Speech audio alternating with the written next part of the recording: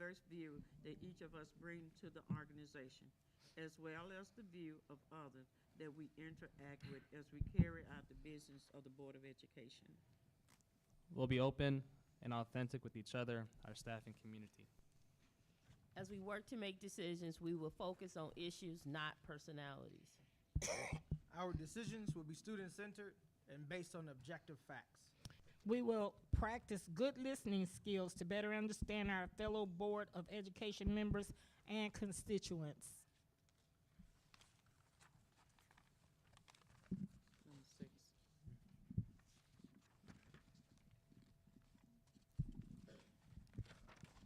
Number 6. Okay. As we work to make decisions, we will focus on issues and not personalities. That's number 6. Mhm. I read it. And that was read. I'm sorry. We finished. No, I did. Anyway. It would have been No. great. Said number 8, okay. we're set. Yeah, we're all set. You're all set. Okay. I seek a motion and second to approve the minutes from the June 11, 2025 special board meeting, June the 14, 2025 special board meeting, June the 18, 2025 annual budget hearing meeting, and the June 18, 2025 regular board meeting. So moved. Support. It's been properly moved and second. Are there any correction in the meeting minutes?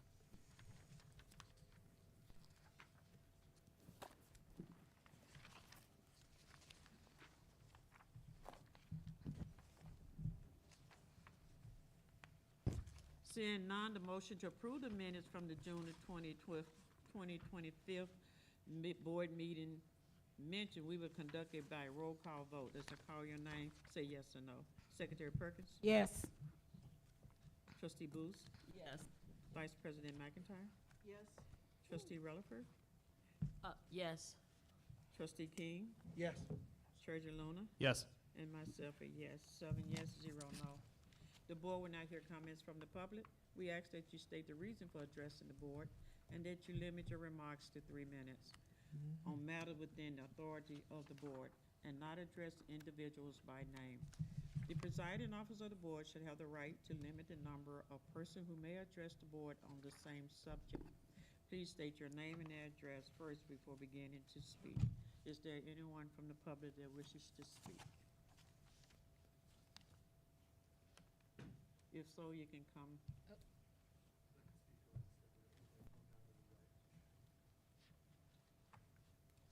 And if you, anyone else, just line up so you can speak.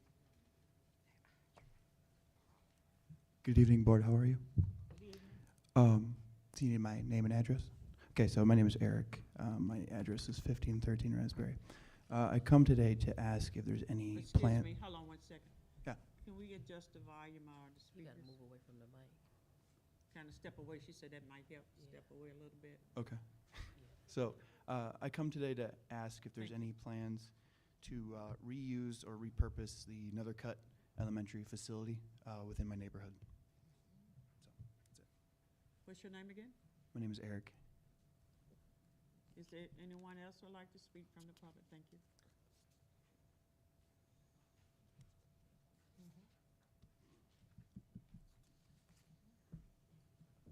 Thank you.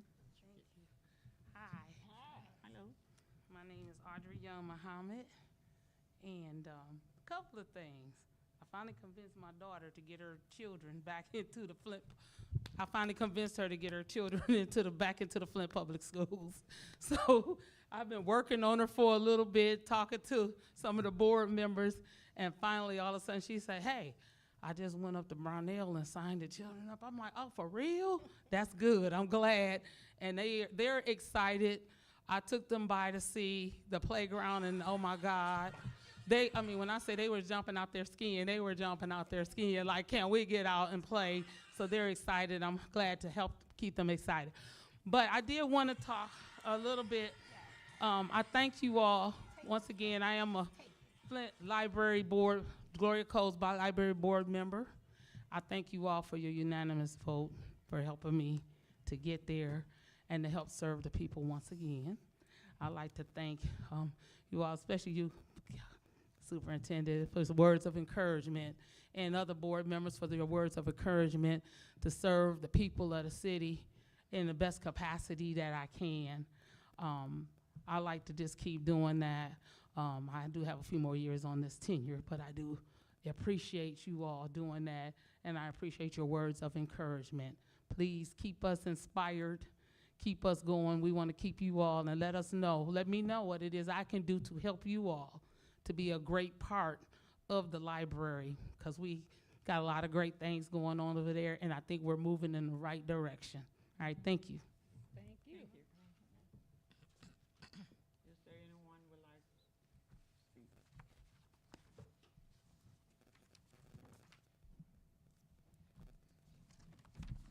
At this time, we will have. Oh, yes. No, right here. No. I'm Brother Hubert Naeem Roberts, Chairman of Black Lives Matter Grassroots Flint here, also part of Involved Dads. But we have a program called Involved Dads Community Impact, where we greet the students at 6 area schools throughout the whole year. So we would like to invite you guys out to be a part of it.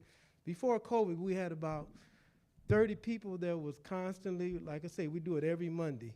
And we do the purple carpet. We don't do red carpet. We do the royalty carpet. So I wanted to invite you guys out because we're talking about impacting our community. Talk to me. Oh, we're talking about repairing the brokenness in our community. These are some simple things that we all can do as a community. Thank you. Thank you very much. Is there anyone else? You're welcome to come forth. Seeing there's no further comments, at this time we will have a few presentations. We'll start with the scholarship presentation by Phi Eta, pronounce that, Mr. Jones? Yep, Phi Eta Psi. Phi Eta Psi fraternity. Please come forward.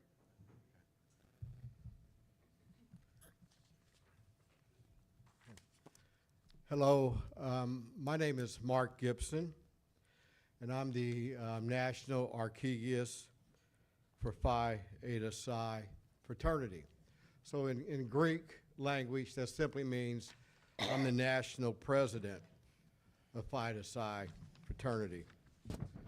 I am not from Flint, but I am a lifelong resident of Indianapolis, Indiana, and a product of Indianapolis Public Schools. I am also a graduate of Indiana University.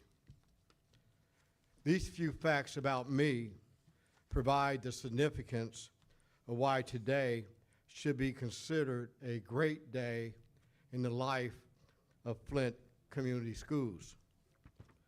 We are here to honor 8 of your alumni through a 2-year scholarship fund for $5,000.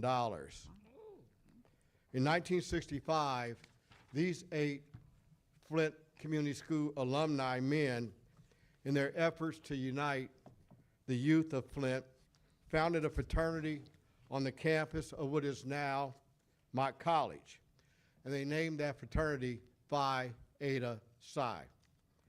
60 years later, this movement continues from the islands in the Caribbean all the way to the shores of the state of Washington. This movement created more than a social fraternity, but more of a socially conscious fraternity. This message touched me at Indiana University, a long way from Flint. This movement has touched almost 1,000 men at 27 college campuses across America.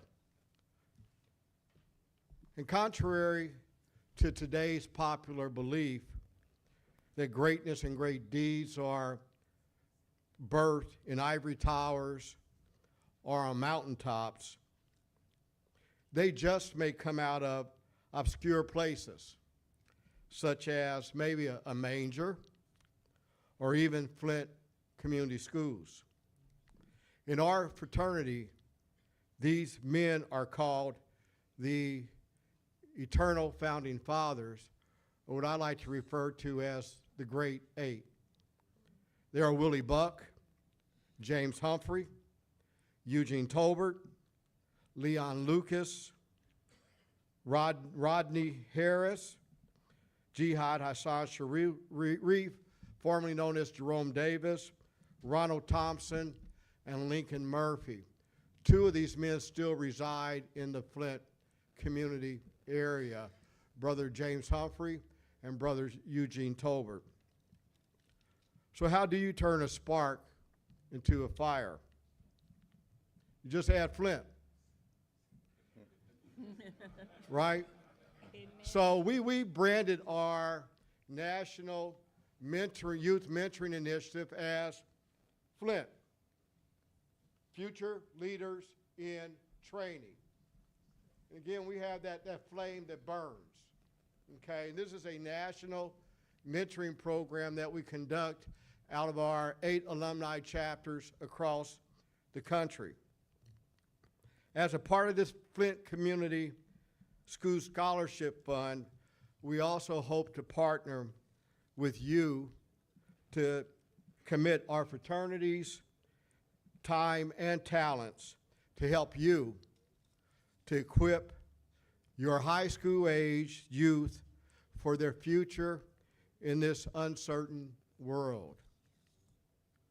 So I commend each of you on this Flint School Board for the work that you do every day to develop these young people, which many in our society may consider the least of these. I thank Superintendent Kevlin Jones for your vision and your stewardship with these young minds. We look forward to a meaningful partnership as we move forward in this relationship.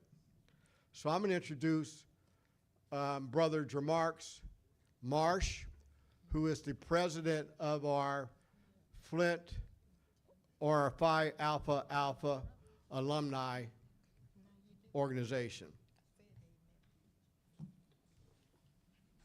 Good afternoon. Good afternoon. I just wanted to thank you all for picking up the mantle and making sure our youth have education, and that you all are working each day, each month, for the years that you have your position to make sure Flint Community Schools is getting back to where they were in the past. Coming up through in my youth, I remember the great pride that my family have in the schools that they went to and all the things that Flint Community Schools meant to us as a community. So I thank you all for taking that mantle and pushing it forward. I want to just have my brothers that are here with us stand. We've had some that have traveled from Indiana, some that have traveled from Detroit, and I just want to recognize them for coming and being with us here as we are going to present our scholarship to the Flint Community Schools. So right now I'd like to introduce the chairman of our foundation board, Dr. Eddie R. Cargor, to make the presentation. Thank you. How's everyone? Blessed. How's everyone? Blessed. This is a very, this kind of reminds me of church. So, bear with me. But as mentioned, my name is Dr. Eddie R. Cargor, and I have a passion for children. I'm a lifelong learner. I grew up in the streets of Detroit, straight from the ghetto. Through God's grace, I was able to matriculate to get my undergraduate degree, master's degree, and doctoral degree. And just being one of the first of many within my family to be able to accomplish that. So I would be remiss if I didn't thank the Flint board for this opportunity to just sow a little seed into what's happening in Flint. As we go forward, I pray for you, and I pray many days of success as you continue to move mountains in the city of Flint. So on behalf of Phi Alpha Psi Imperial Foundation and Phi Alpha Psi Fraternity, we have a certified check in the amount of $2,500. And so this is just one seed. Hopefully it'll be amongst many. And so we have the check here.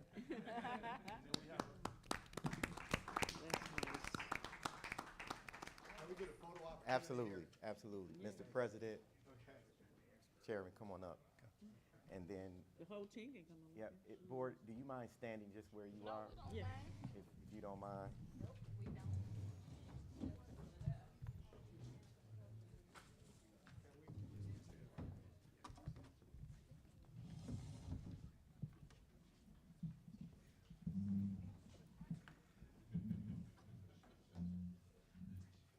Now we just need somebody to take the picture. Okay, thank you, Mr. Stewart.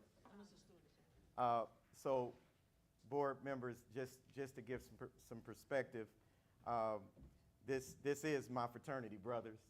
And I don't normally wear, that Michigan State green, but I didn't mean to start anything. But this was an idea from our brothers to sow into Flint kids. And we are going to take this money, work with our high school staff to determine how we want to give out this scholarship and put the criteria together with the staff of Southwestern. And then at the end of the year, when we have our scholarship banquet like we had at Grace Emanuel, this will be a part of that. And hopefully the brothers can come and present this to our scholars at the end of the school year. So just wanted to give you some perspective. All right, Mr. Stewart.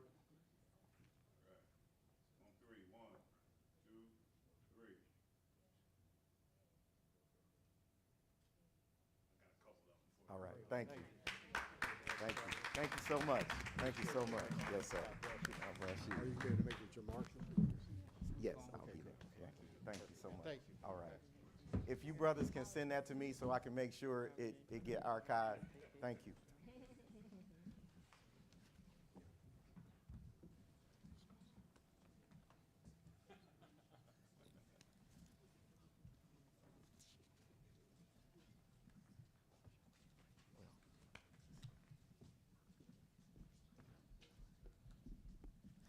Thank you so much. Thank you. We really appreciate you guys. Thank you very much. Thank I you. do have a few extra Flint Victory shirts for you guys. Oh, good. Okay. I'm on So that board. you can, how many do we have on the board? We have 7. 7? Yes. Do you want me to just give these to you? I'll take care of it, make sure that they get their sizes, Okay. and Well, I've got a bunch of them if here. there's any More left, than I'll make 7. sure I bring them back to you. Okay.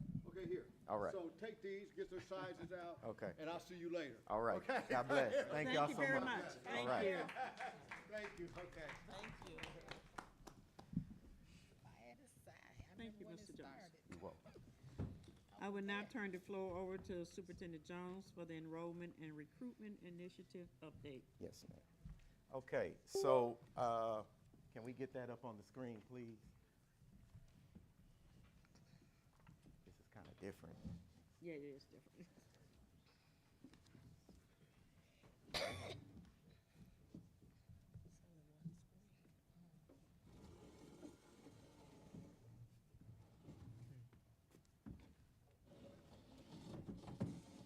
So Board of Education, as you know, back in May, you all allowed us to put together an enrollment initiative and recruitment initiative, and we just want to give you an update.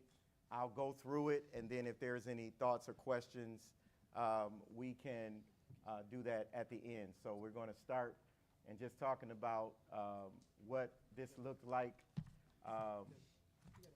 We've had the opportunity to have some scholars be a part with permission from their families. We've had some TikToks go on. We've had some Facebook. We put it on social media. Of course, you know about a lot of that.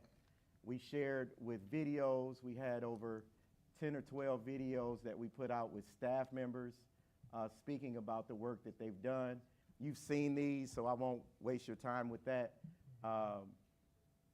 Talking about the passion in their work and why Flint meant so much to them. So we did that work. in the enrollment and recruitment since May of 2025, 120 new student enrollments. Now, at the same time, I want to be clear that you do have students that leave. You have students that are taking advantage of school of choice. So when you talk about having 128 new student enrollees, 56 kindergarten, you're talking about the door being open and also students that leave as well. Over 1,000 job applications, 16 signed up at events, 10 community events. Actually, there was a pop-up event today for the Doyle Ryder, Potter families, and then the boots on the ground canvassing, that's continuing to go on as well. This is just some pictures from the community events. We participated also in the Juneteenth parade, which was a nice day for the city of Flint. Kim Willis, who's our comms person, she's done a lot of work to ensure that teams from across the district, teachers, principals, attendance agents, just everyone participated in making sure that we were out on the ground. And at our pop-up events, we had families come out, bounce houses, ice cream. As you can see, scholars had a good time with those events. So this is some of our social media, some of the marketing we've done on social media. The board discussed making sure that we think about other languages, and we've been able to do that even with one or two of our billboards. So we were happy about that. I have heard from the Board of Education that we want to do something a little bit different with some billboards so that it's more simplistic. So we've heard you. We're working on that now from the request of the board. And but we put out all those billboards across the city. They'll be up through August and some through September as well. They've been out since early June. We've done some television, we've done some commercials, and in your packet there's information on the schedule of the commercials that will go through August as well.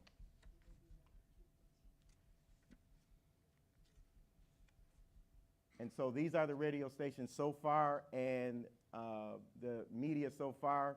I do have a couple of extras that I'm going to, 105, 92, that we tried to spread it instead of doing everything at once because we know we have the month of August to go and we start school the day after Labor Day. So we're spreading some things out to ensure that we're constantly being heard out there on the radio. So that's it. I want to take some questions. I just wanted to give you a brief update. Are there any questions, comments, or thoughts? Yeah, I've been seeing the signs all through the county and city, so that's good to know. And this is all like good marketing, but I also appreciate like the more long-term kind of coalition building you've been doing. I just know of one. I know you've been meeting with the folks from the Latinx Center. Can you all hear him? No. Can y'all hear me? Just begin. Is that better? Yes. Okay, so I'll say it again. Sorry, my bad. What I said was this. I really do appreciate the marketing. I've been seeing a lot of the billboards throughout the county and the city, but I also appreciate the coalition building that's long-term. So, for example, I know you've been meeting with the folks from the Hispanic community at the Latinx Center. Yes. And even though that may not bear immediate results when it comes to enrollment, it does build trust in that partnership for long-term enrollment. So, I appreciate it. Absolutely. Trustee Rose. Oh, I think. Go ahead. Trustee King. She can take care of it. You sure? Okay, first of all, that's great. I can truly feel the energy in the community about Flint schools. I think it's great. It's gonna take a lot of work, you all. And just looking at this packet, I see the work. I just want us to keep the energy going because the closer we got an extra 30 days where normally we're ready to start school. And it just dawned on me that we got another 30 days instead of the kids starting August 1st. You know, they don't start until September, and I don't think our scholars, I'm gonna use y'all word, they haven't started school in September, I don't think, of like maybe 6 years now since they started. So we just got to be prepared for that because kids are going to get restless. But I think all this is great. It looks good, but it's a lot coming behind it, Superintendent Jones. Yep. So great job. We're not, like you said, the 30 days that we have, is trying to spread things out. Even some of our principals thought about that with their canvassing. And so we still have a ways to go, a lot of work to do. So thank you for your comment.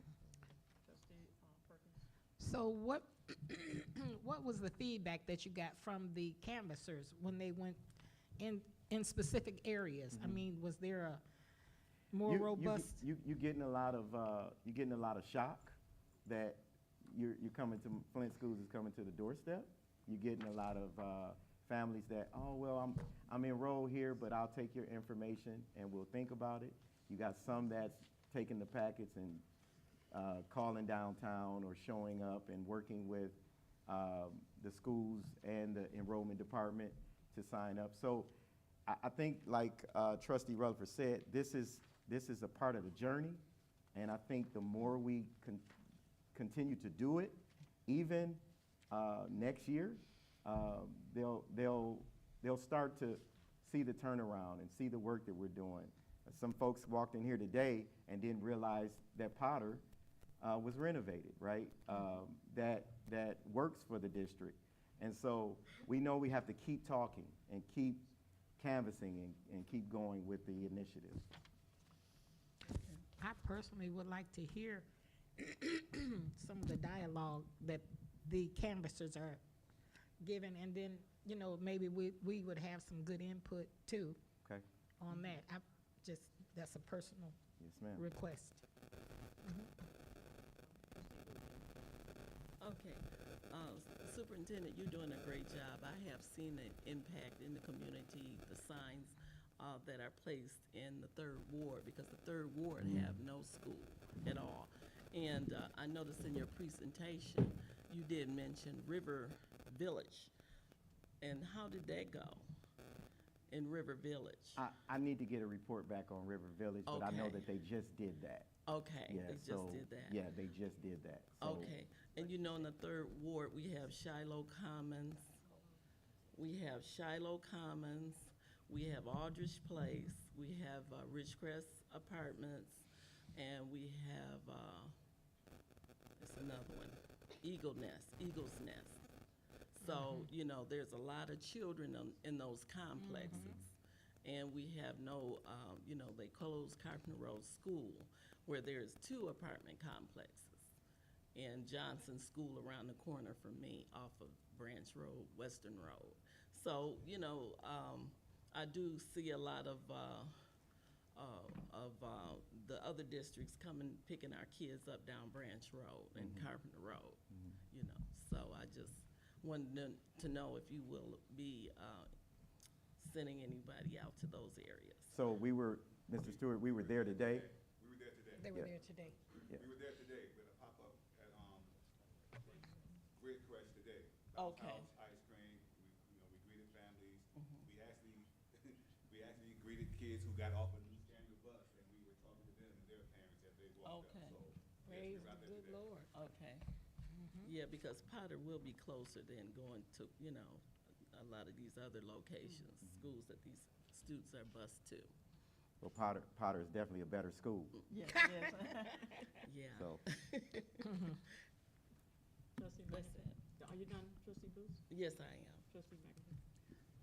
Yes, I wanted to say, well done.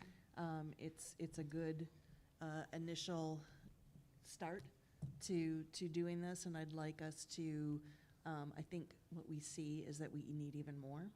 And so for the board to think about perhaps putting even more resources into that so that it's commensurate with the other districts, the charter schools. And as someone who's worked on several political campaigns and initiative campaigns, it just saddens me to see more effort going into electing a political figure or, a political stance than actually getting kids into schools. So maybe we could take a page from those kind of campaigns. I see a lot of signs, how like there's signs where you see clusters where all of a sudden there's all the signs for the candidates. Well, there seems to be some places where we need to have representation with the other charter schools and the schools that have those put out. And so it might be something to maybe make a map and note those. I appreciate the non-English signage, and I think that that's wonderful. Thank you so much for acknowledging that and doing, I think we can do more with that. And I did notice a lot of activity in my neighborhood at the neighborhood fairs at Mott Park. There's signs around there. They seem to be all, I would like to see things more spread out. There seems to be there's like 6 signs all in one place as opposed to maybe like a couple of different locations. But again, this is all strategy and, comes with more experience. Like I said, if you've worked with political campaigns, you can kind of see like some different strategies, and maybe we should just be more tactical with that. So this is not a criticism at all. It's more of a, let's fine tune this and see what else that we can do, because it's we do have all of these great things, and we just need to maybe be able to communicate that better with the public. So thank you again. Thanks to your team, and thanks to everybody who volunteered, because there was a lot of enthusiasm that I saw there. Thank you. Are there any more comments from the board? I would just add one more comment, Board President. This is the work of the Flint schools. Like you said, Laura, is the team, Trustee Laura. And, the superintendent didn't do this alone. The strategy that went behind this was several meetings with principals, the cabinet, working together to ensure that we were out, boots on the ground, and continuing to do that. So hats off to the staff, the cabinet, and the principals for working together to make sure this happened. So the energy is definitely there to make sure that we are enrolling scholars into our district. So thank you. Thank you. So I would like to just speak to the public, to the audience, to those that's watching us. We didn't lose kids overnight. It was a process. And we had to go back and look at what happened. Can you guys hear me? So we went back and looked at what happened. And we decided as a board to put our heads together, working with the team, the superintendent, their team, and this is the result come from us working together. Enrollment does not stop here. I'm seeking and looking for our board to put more money into advertising, more money into promoting your school, more thoughts on how we represent our school. What I would like to see on one of your big event day, that the board be present and the community come out and speak to the board. We love listening to you. When the public call and say, hey, could you do this with your board sign? Could you do this with your advertising? We listen. I call board members up and I call superintendent up. We do listen. And I do just want to thank the lady that came, Sister Audrey Muhammad, because I called her up. I'm out here fighting for students and kids. And I said, hey, how many grandbabies you got? and I said, how many you got, 4 or 5? And talked to her about the great thing Flint is doing, and she got her daughter to bring her kids back to Flint School. That's what we're asking the public to do. We putting together a lot of good programs. We doing a lot of traveling. You hear that we do a lot of travel. We're just not taking field trips. We're coming back looking for an answer to resolve our problem. And that's what this board is about. You want to hear a fist fight, you're in the wrong place. But you want to hear a fist fight by getting this enrollment up, getting your kids reading and writing up, this is the place. But Mr. Jones, I didn't hear anything about Channel 12. I didn't see anything about Channel 12. So I'm just saying also to the public, if you think it's something that we could do, because the school operate with enrollment, and we don't have high enrollment, teachers can't get what they need, and which is a better pay. We can't operate the school at a low enrollment. but the enrollment is here in Flint. And we're putting the charter school on notice. We got the best it is here. We got good staff. We're getting good teachers. And so I just speak highly of what we're doing. I ask the board to just invest a little bit more, revisit some of the stuff that we're doing, what's not working, and just keep doing what we're doing now. And I think we're on the right track. Madam Chair, Yes, Trustee. I would Rhodes. like the public to know that this board took money from our budget towards this initiative. So we just wanted you all to know not only are we approving it, but we're putting money from our budget to make sure that this goes. And I just wanted the public to know that this is personal for us and it's very important. So we, again, took money out of our budget to make sure that this happens. Thank you, Madam Chair. Thank you. Seeing that there's no more further question. Is Freedom School on? We will now have a presentation from Freedom School. Oh, I'm looking at my. I'm thirsty. Do we have any water? We just get an update from Freedom School. Okay.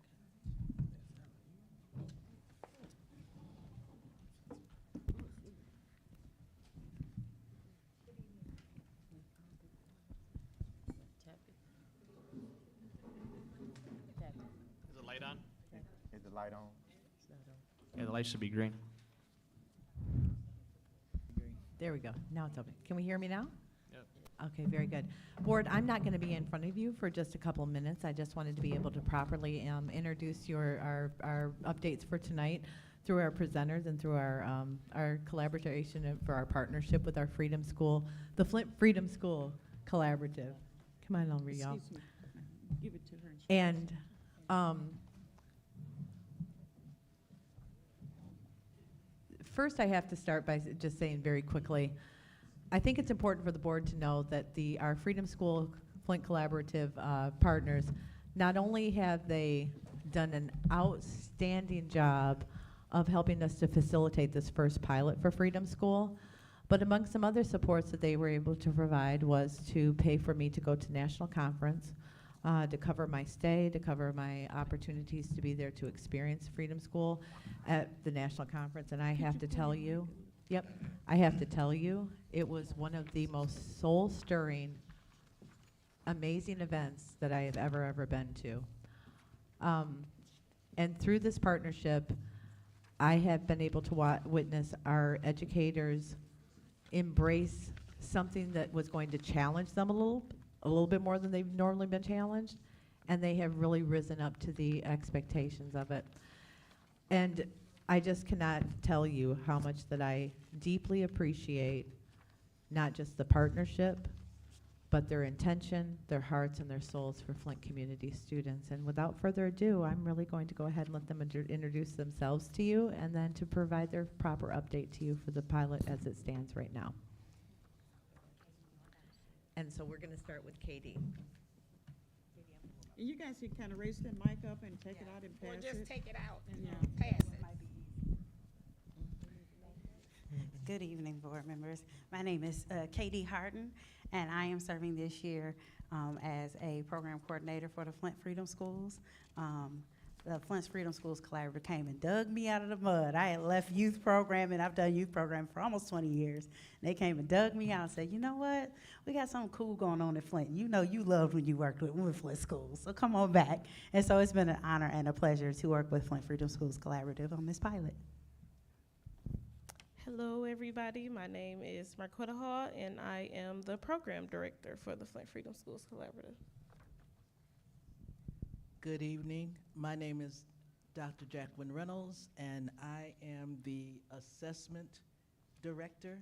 I'm so happy I have that title. No, really. And I am also the director and coach with the SOAR education program.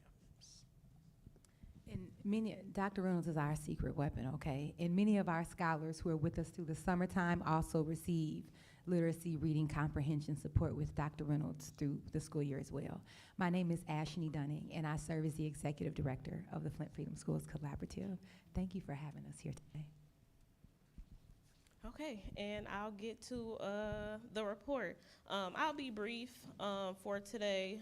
So this progress report is really encompassing in our planning, our planning, our training, and then the first 2 weeks of our implementation. Right now in Freedom Schools, can y'all hear me good? Right now in Freedom Schools, we are in our 5th week, but this report goes over until our 2nd week of programming. So in the planning phases, Kelly already kind of discussed that we were working on trainings and all of those things. It took a lot of planning for sure for us to pull together all of the things and make sure that this partnership was fruitful. So a lot of the times we were meeting with Kelly at all times of night, trying to figure out were we going to be able to integrate the Freedom Schools model into Potter and all of those things. What I want to focus on is training first. Kelly already discussed that she went to national training, right? So we were able to work with the Children's Defense Fund National Office to secure a community track to register Kelly Fields to go. So she was able to, get a feel of what Freedom School is, how we do things, the model, and really get an in-depth version of what Freedom School can look like at Potter Elementary. But none of our team members of Potter were able to go. So we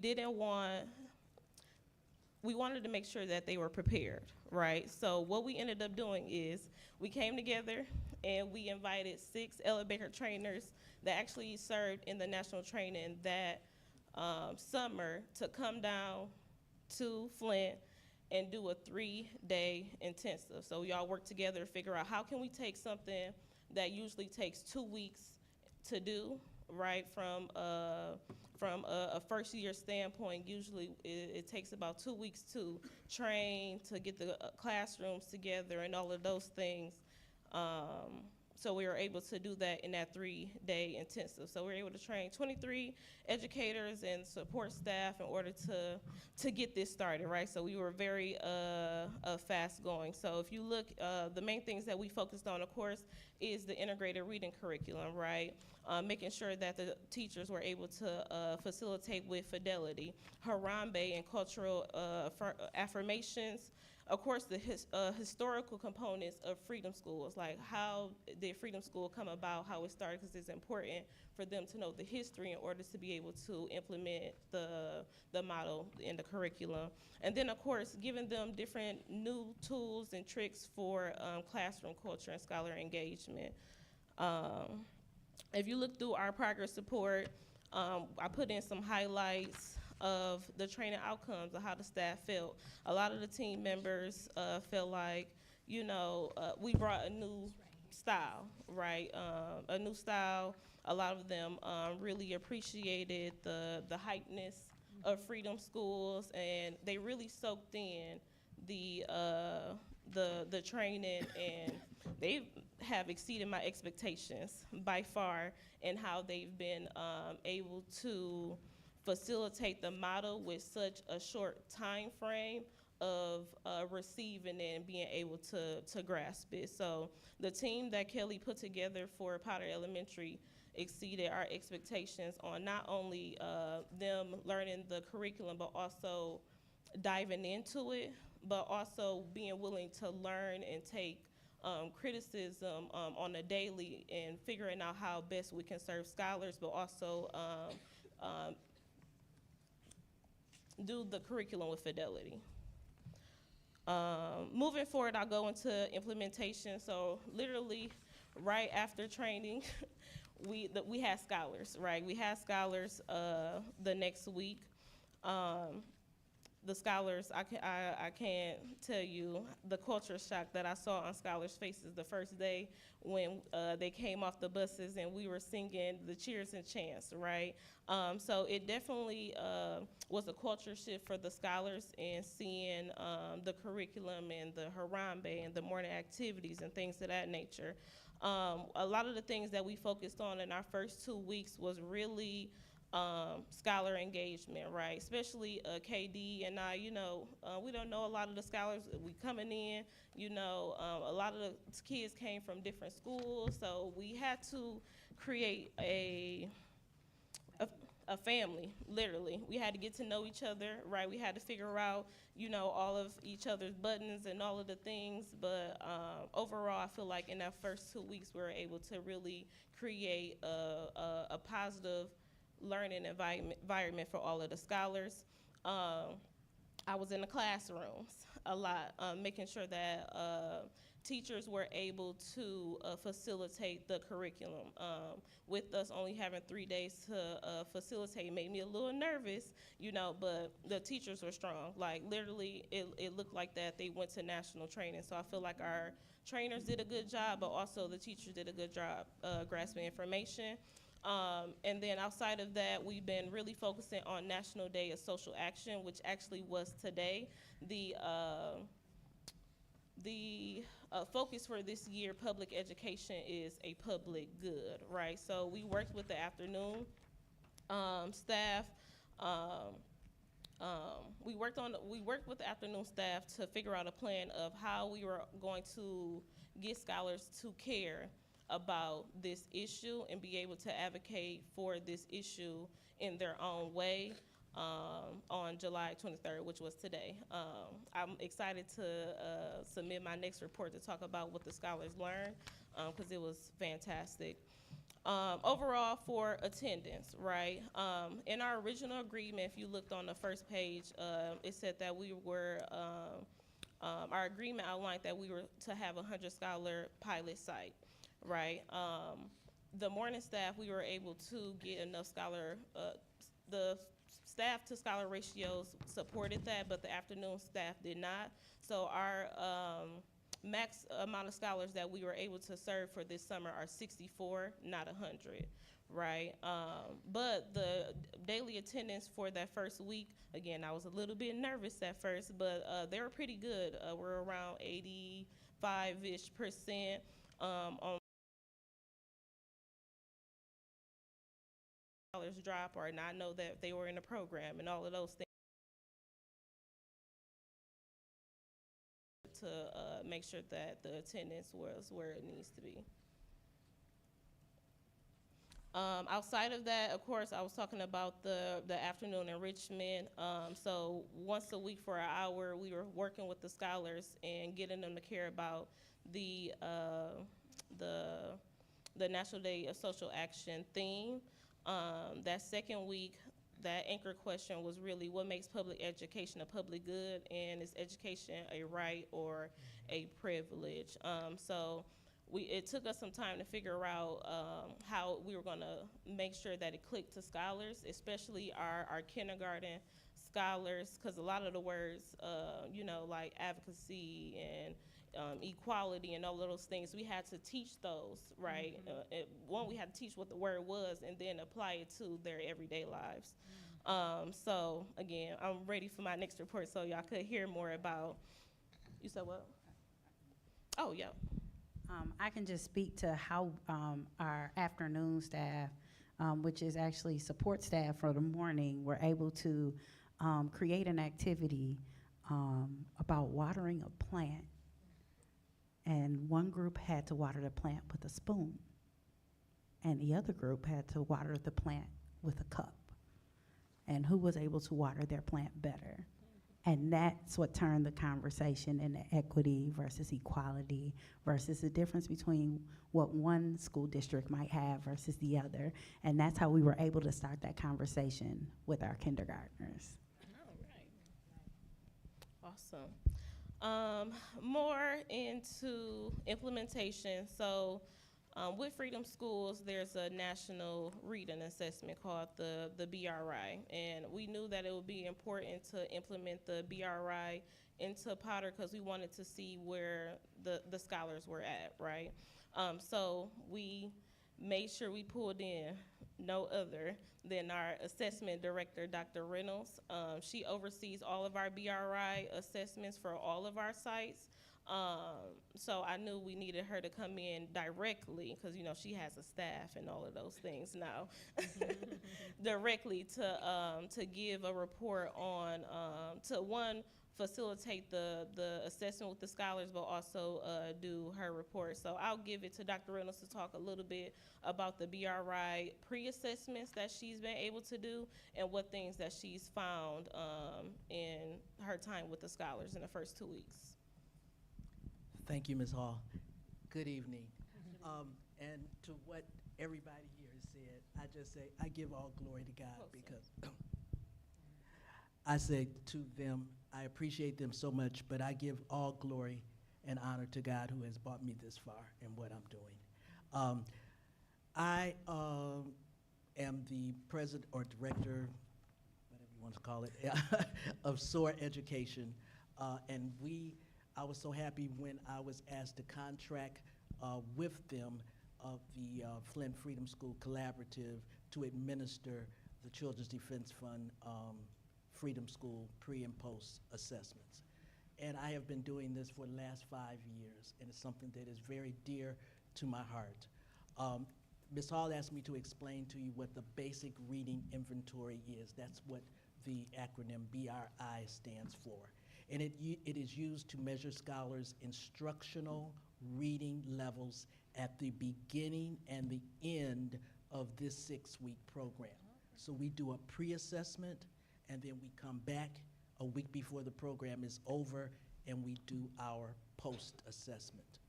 The BRI assesses sight vocabulary with graded word lists, and those graded word lists go from pre-K all the way to 12th grade, all right? We also, in this assessment, we look at decoding skills with grade reading passages, again, from pre-K to 12th grade, and reading comprehension with corresponding comprehensive questions. So it is important to us that a good reader should be able to look at the sight words and know those sight words to build their vocabulary.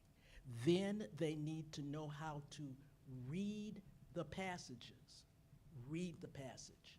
And then they must answer questions to show their comprehension, that they understand what they read and they can answer the questions. There are 10 questions. 7 of them are from the reading. The last 3 are from their head. Did you understand? And they show that through answering those questions.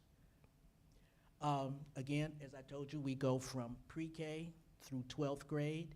And for this assessment, SOAR Education tested scholars in grades K through 5.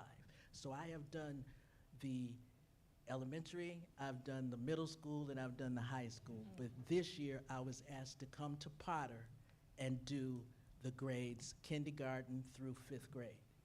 And I must say this, and I mean this from the bottom of my heart, before I answer the questions that Ms. Hall asked me to talk about. Again, as I said, I have done this assessment for the whole assessment for 5 years. But what touched me here was that I have to read, I'm sorry, I can't remember stuff, okay? All right, I looked at, thank you, from K to 5, BRI assessments this year in 2025 has presented the lowest number of results in this category, scholars reading below their grade level. During this year of pre-testing, scholars have shown a lack of understanding and very little desire to advance to the next grade level during this assessment. The scholars have also shown me very little desire to move to the next grade level. In doing this BRI, we don't force them to do anything. After they have done the first, we ask them, do you want to go on? Once they have done it with not making more than the mistakes that they're allowed to. We ask them, do you want to go forward? And again, I say, in the last 5 years that I've done this, students, scholars have been eager to go on. But I did not see that this time, and I made a note of that. They are also, the scholars have also shown, like I said, a very little desire to move to the next grade level. I have students that have said, yes, I'm ready, let's go, you know, and we go. But this time I had those who said, I want to stop. And if the scholar tells me they want to stop, I do not force them to go forward. As the site testing manager, I have witnessed the scholars in the Potter Elementary site showing very little effort to want to see themselves succeed and advance. And that I just wanted to bring that to this committee. Okay, all right. Then Ms. Hall, who I have known, and Ms. Ashley, who I've known, told me that they wanted me to put together a report asking questions that were on their mind and to answer them according to what I saw. So these are the answers that I gave to her. The first was, to date, how many pre-tests have I done? So when I came in to the time I left, I have done 33 assessments that have been completed. How many scholars did not qualify? Please listen. 5 out of 8 kindergarten students did not qualify to move on. 5. Can you explain like what doesn't qualify to move on? Oh, okay, Yeah. yes, okay, I'm sorry, yes, I'm still, okay. No, you're All good. right, You got okay, that. all right. You're good. When we give them the test on the vocabulary, there are 20 words, sight words, on that sheet. They must answer correctly 18 out of the 20 to move on to the next level. If they don't, we have to stop there and we go back. So if the child is in the 2nd grade, they didn't get the 18, we have to go back to the 1st grade. And then that's the level that we say they are.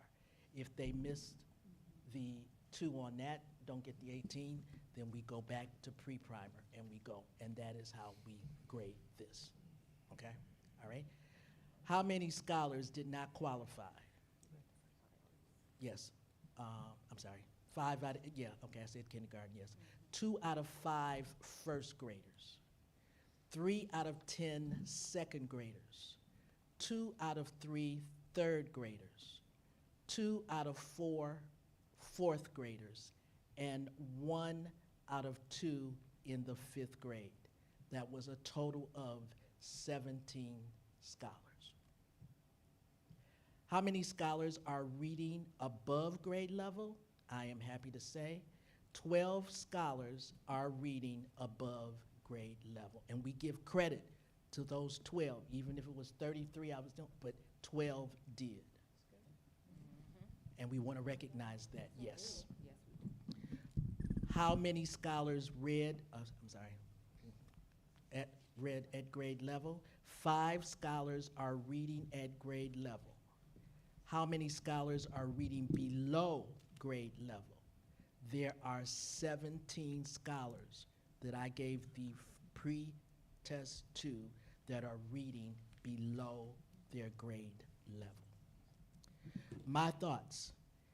How can scholars be passed on to the next grade when they cannot read the words in the previous grades without additional support and help? They need the help. That's what we do with SOAR education. I am a retired teacher. I taught 5th grade, I taught 7th grade, I taught 8th grade, okay? So I understand what it is to teach, and I think that's the gift that God has given me. However, if the child is not doing well, they need support. They need support. I only say SOAR is a good support because that's what I love to do. But whoever it is, we need to provide our scholars with that support. We can't just keep passing them on from one grade to the next grade. As a literacy coach and the director of SOAR education, I feel our young scholars, K through 5, are not receiving the guidance they need to be successful in alphabetical knowledge, phonetic awareness, decoding, using letter sounds to recognize words, and writing letter formation. I have been facilitating this CDF BR assessment, as I told you, for 5 years, and this is very disappointing to me because this is the worst that I have seen it in those 5 years. I have heard students say to me, I don't know that word. I don't want to go on. It's too hard for me to remember. Now, sometimes those things are, but we need to practice to make them have that confidence that they can learn, and learn by sounding out syllables, tapping them out. You know, when I'm administering the test, I can't give it to them, the answers, but I can give them clues. I try. Yes, ma'am. Okay. Stop.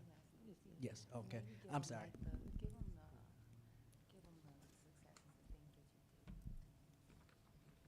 Say that again. And just give them the things that you did notice amongst all the opportunity. What were the elements of resiliency in what you saw in the scholars? Do any board member have any questions? I do, Madam Chair. Proceed. Was you finished? Were you finished? I'm sorry. Yeah, they told me to stop, so I'm gonna Well, you stop. guys, first of all, great job. You all, I was at the library today, and it's working. When, I don't know how many young people were in that library. How many students was there? 45, 50? Maybe somewhere around there between. 45, 50. Not one wasn't engaged. And we were there for 2 hours. Point of information, was the library our program, or was this another program? that I was they were- invited to it. That's not my point of Well, I don't information. know. I got the answer to your question. So, the event that she attended was the National Day of Social Action activity for, the other sites that we operate, not the Potter Elementary sites. Mhm. Oh, well, I was made reference because these are the students we're talking about. They're not? Aren't these students I saw today at the Freedom? That I was talking about? No, ma'am, just this whole program. Just in general, so you were with Freedom School scholars who were in the library, yes. Okay, so what my reason, if I may, is it's working. The confidence is coming with the students, and how the little kiddos, I think it was the younger group, they may have been 4 to 7 or 8. They read in front of me, and a young man didn't get a chance to read. And when I walked up to him, if it was over, he was able to recite his question to me. And his question is, why aren't there any schools in my community? And that impressed me because he remembered what he needed to say. So what I'm saying is, I can see the results coming in the kids and how they were able to articulate and advocate for themselves. When I hear a student say, how can I hear the teacher over the sound of my stomach growling? So I just wanted to share that with the board. I was invited. I got an email through my school board email to come and be part of the panel as a listener. So I saw the results of the 2 weeks or 3 weeks you guys have been engaged with the students, and I just want to publicly say that. Madam Chair? Can I go next? Yes, trustee. Yeah, so I kind of took my notes in 2 pieces. So the first notes are about the report. So this was a 6-week pilot, right? No. It's actually 8 weeks for the Flint Community School Okay. District because you guys only go Monday through Thursday, and we're still operating. Yes. Okay, yeah, because it ends August 3rd or August 4th? Yeah. August 7th. Okay, I did bad math then, my apologies, but it's a It's short. still 30 days. Yeah, it's a Mhm. short pilot, right? So, And I correct that, because I'm usually with yeah, the other. so yeah, no, yes. for sure. So I guess my point is this, within a 6-week pilot, we got a pretty comprehensive report about what they've been doing, Yep. how they planned it, and how they plan to take that experience and the data and to improve it for the future success of students. So I saw things like data metrics. I saw testimonials from students and staff. I saw some pretty cool photos in there. just summaries of the different individual aspects of what you are doing with students and with our teachers, like taking them to training, or what you guys did with them when it came to like using words like equity and access, et cetera. And then at the end, I saw some pretty frank feedback, because guess what? I mean, a report is just, or at least it should talk about what you guys did, how it went, and how people felt.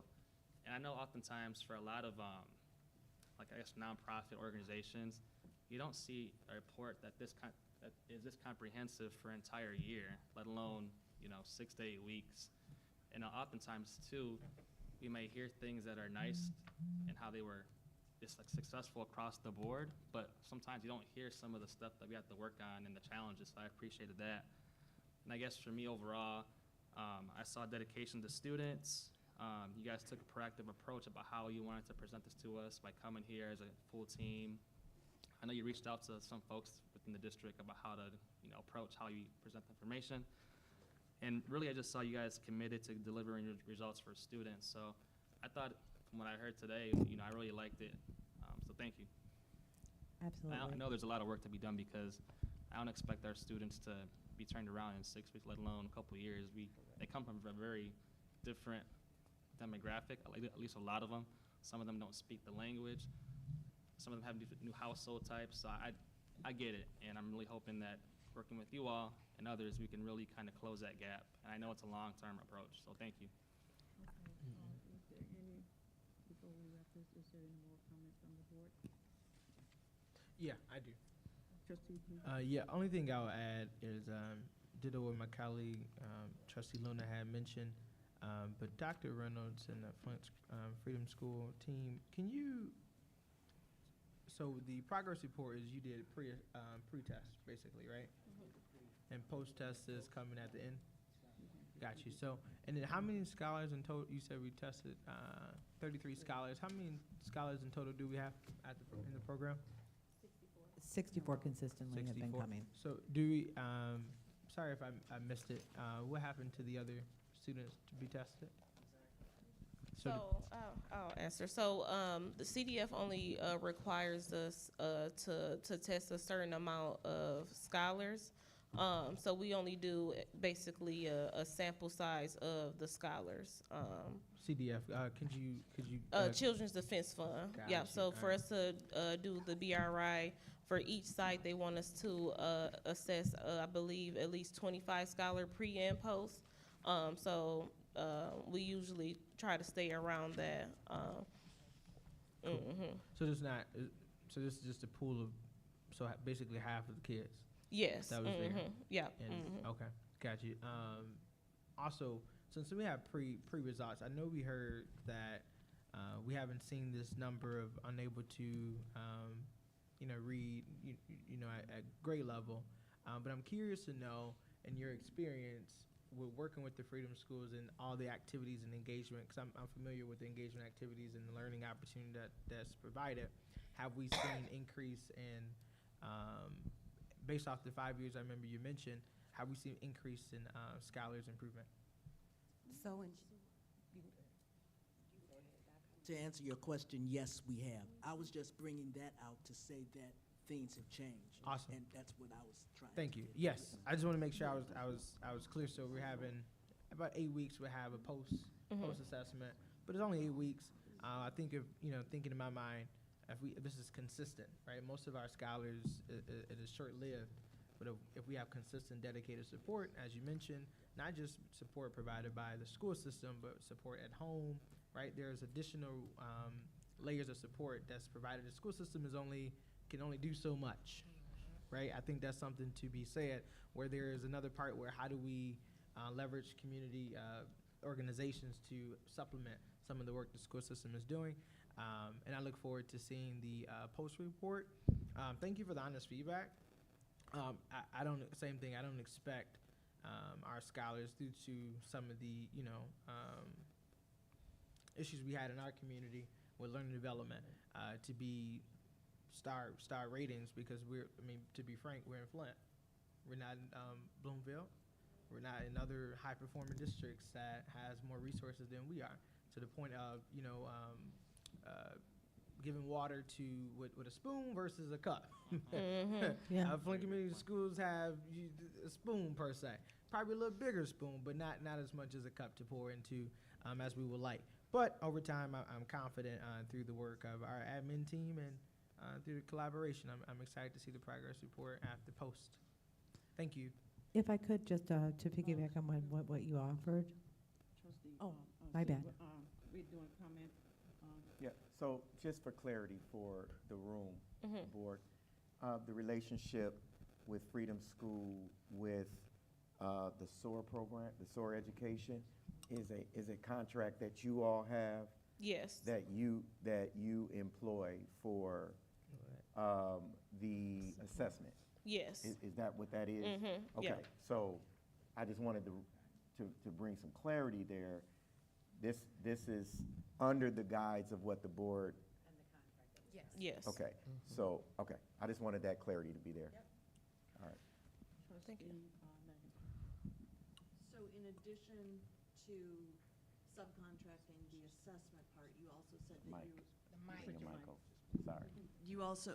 You also have another role though as well? Yep, so I think now you're getting into the structure of our organization. The way we've been able to build so excellently and scale so much in the period of time that we've existed is we contract expertise. So like, even myself as an executive director, I don't receive a full-time salary through the Right, Freedom I understand Schools. that. I'm asking what her role is. She is the assessment director, so she dual role, right? So with the Yes. Flint Freedom Schools Collaborative, Dr. Reynolds serves as our assessment director, if you will. But we also contract her company, SOAR LLC, as part of our Freedom Schools program to do our basic reading inventory assessments for all of our sites, and as part of our Family Informed Year-Round Support Program to provide support, tutoring, and literacy and reading throughout the school year. Okay, so I was trying to ascertain what the relationship with SOAR and the Freedom School was.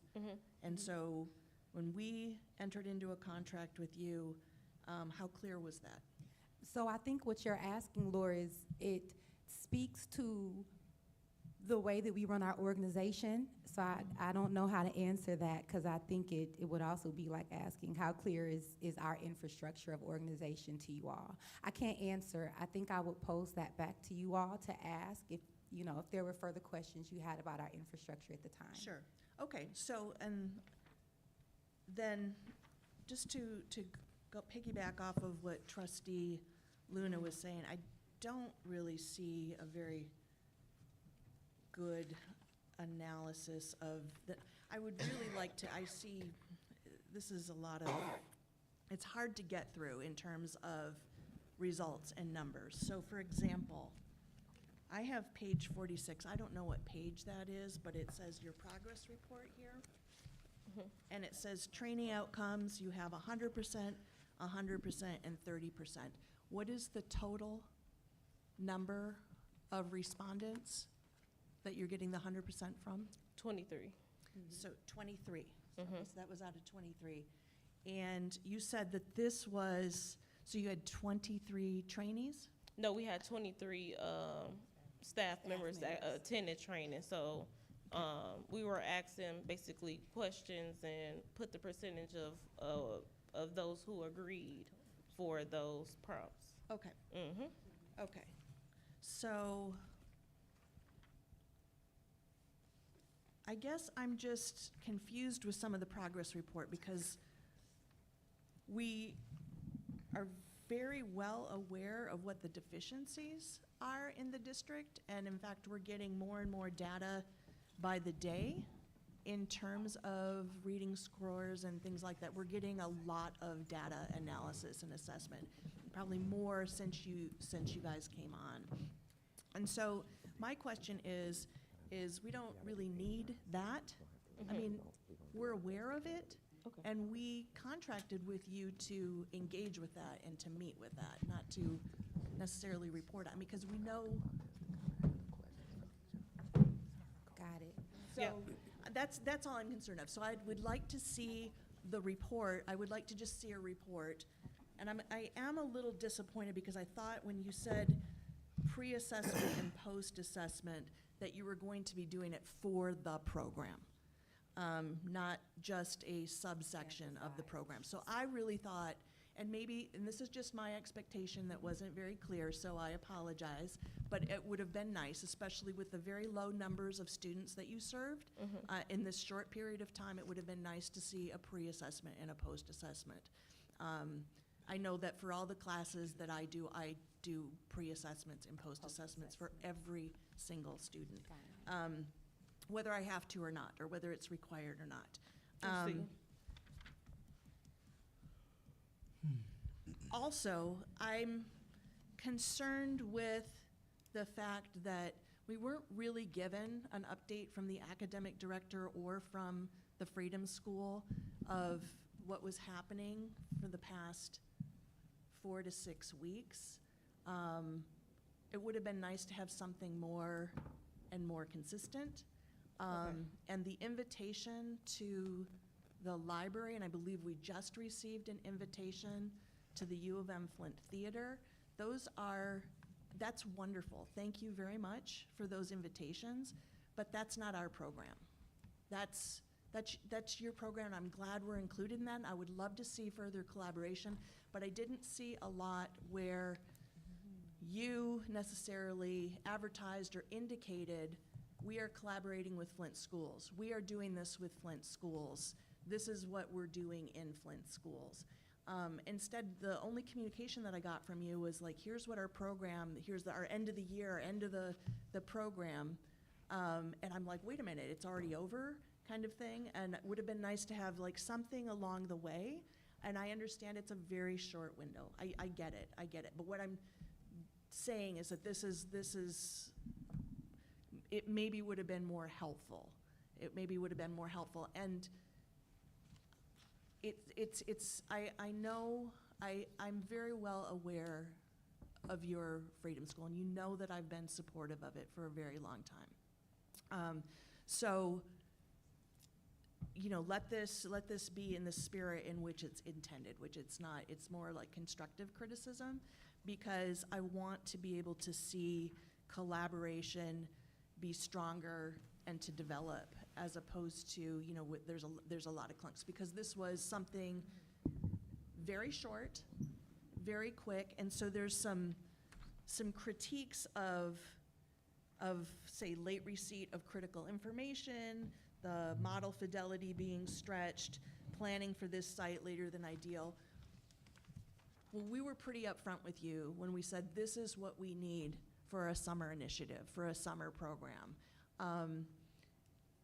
Can you do something to meet that? Can you tailor your programs to meet this? So I understand that these would be criticisms, but on the other hand, it was with the expectation that you'd be able to overcome those, surmount those, that we were like, okay, this is, what we took money out of our general fund to address these issues in the school with confidence in you, your team, and your program. And so, yeah, it's general.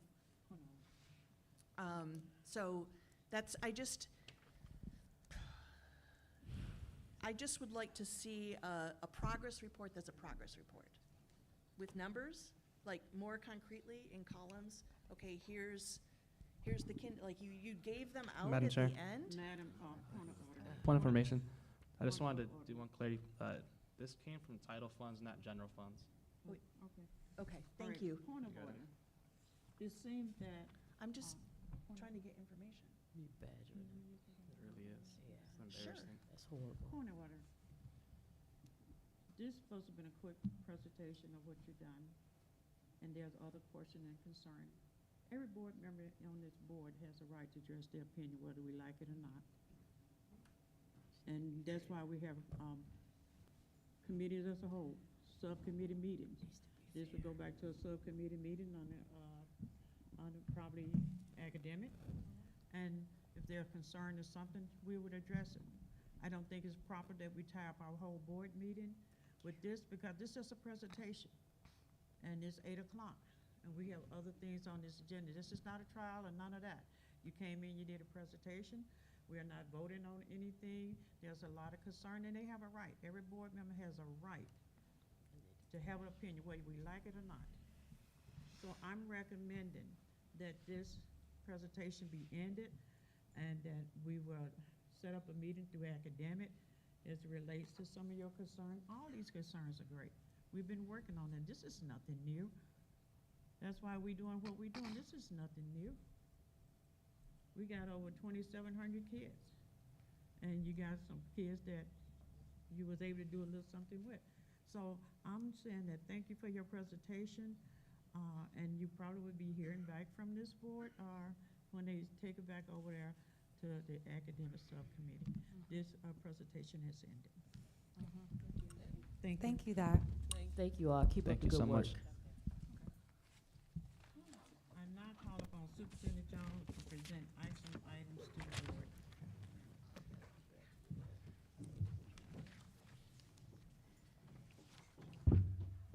Okay, Board of Education, just so you know, for a note, Miss Montgomery fell a little ill, so she had to leave. So if it's something that I cannot answer, I'll have to get back with you on it. So we're going to move forward. I seek a motion and a second from the board to approve Resolution 1.1 Personnel Recommendation. So moved. Support. It has been properly moved and second. Is there any questions? Madam Chair, quick comment. Trustee Lund. This is probably the first recommendations where I've seen just recommendations, not resigns, or recommendation for termination. So that's really speaking to, I think, the district's effort and to recruit. I think we said 1,000 plus people had applied to positions. So that to me is good progress, and it showed me we're replacing long-term staff with new permanent staff. So kudos to you all. Yeah. I'll be supporting this tonight. Yeah, are there any more comment from any board members? I'm impressed with the number of teachers that we have. Ditto, Dylan. Yeah, me too. Trustee Dylan. Yeah, that works. I Yeah, like that. that's great. Any more questions? Madam Chair, Trustee Rutherford. it's a lot of movement in HR, and I guess I'm shocked at the change of assignment, but however, the pay increased. So I don't know what would cause a pay to increase when your duties are decreased. Just a question. Good question. And,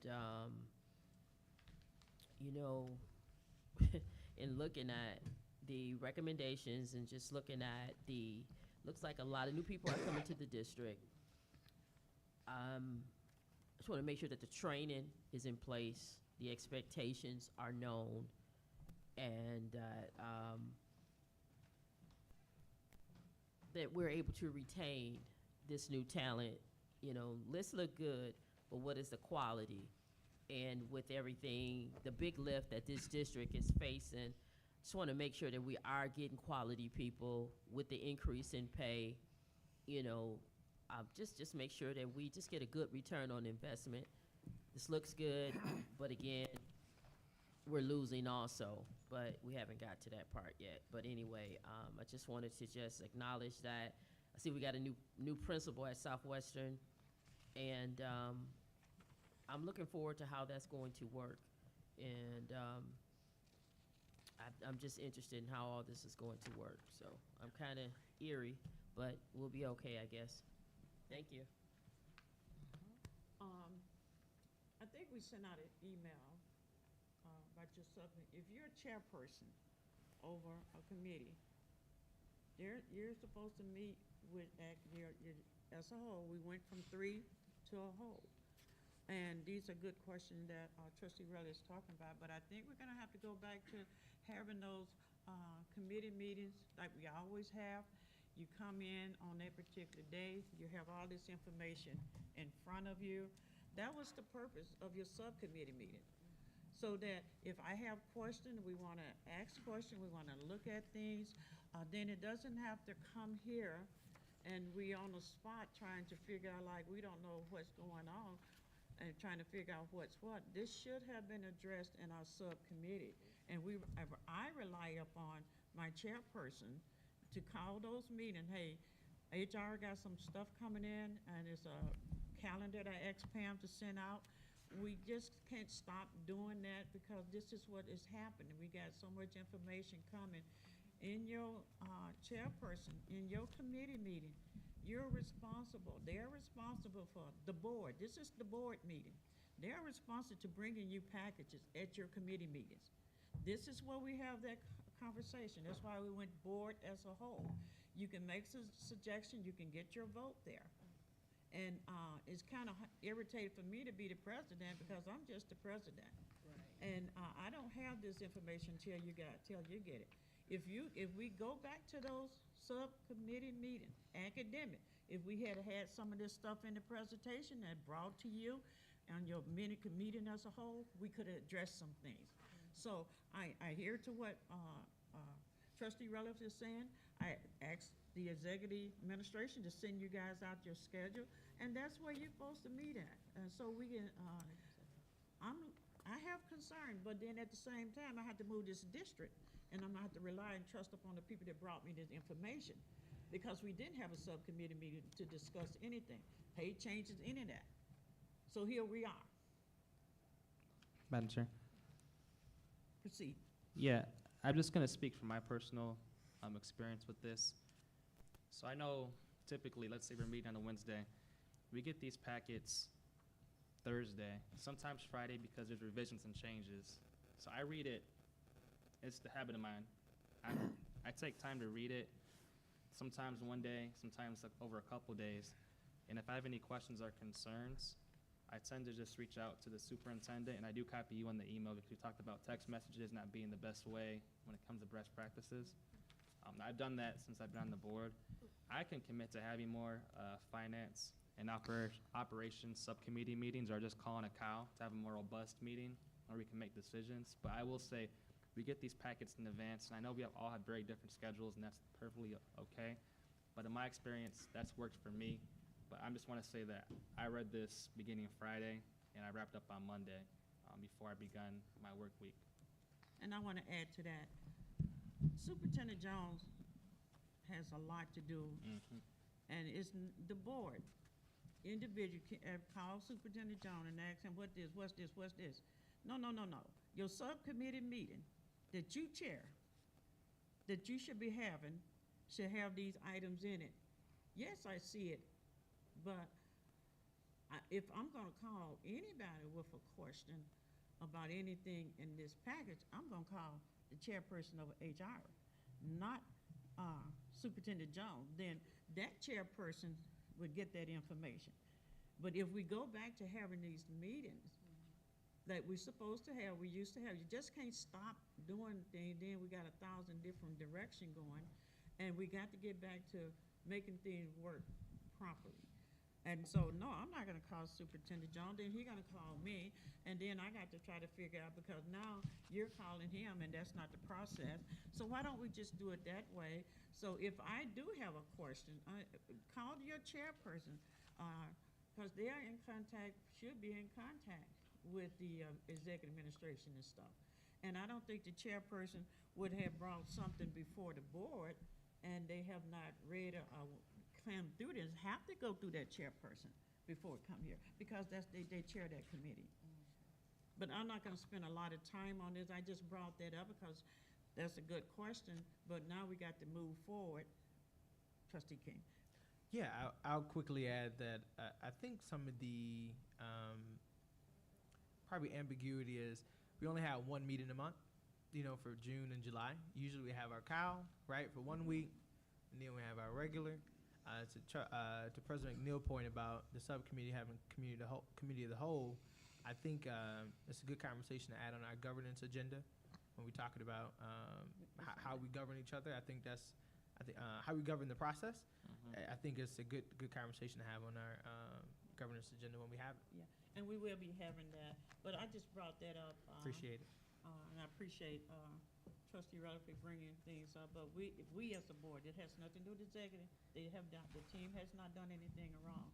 It's just we got to be, as a board, due diligent, and let's get back to having these here. They worked in the past and they're worked now. Subcommittee meeting, 4 more people, and if Trustee Relative sees something, she's chairing it, and then we can have that discussion. that is her role. She has a right to question and ask things under that each one of you. So I just think that we're just gonna be better and do better due diligence. So is there any more discussion for this particular item? Seeing no more discussion, I would take a roll call vote. Will be conducted to accept resolution 1.1 personnel recommendations. Secretary Perkins. Yes. Trustee Booz. Yes. Vice President McIntyre. Yes. Trustee Relaford. Yes. Trustee King. Yes. Treasurer Luna. Yes. And myself, yes, 7 yes, 0 no.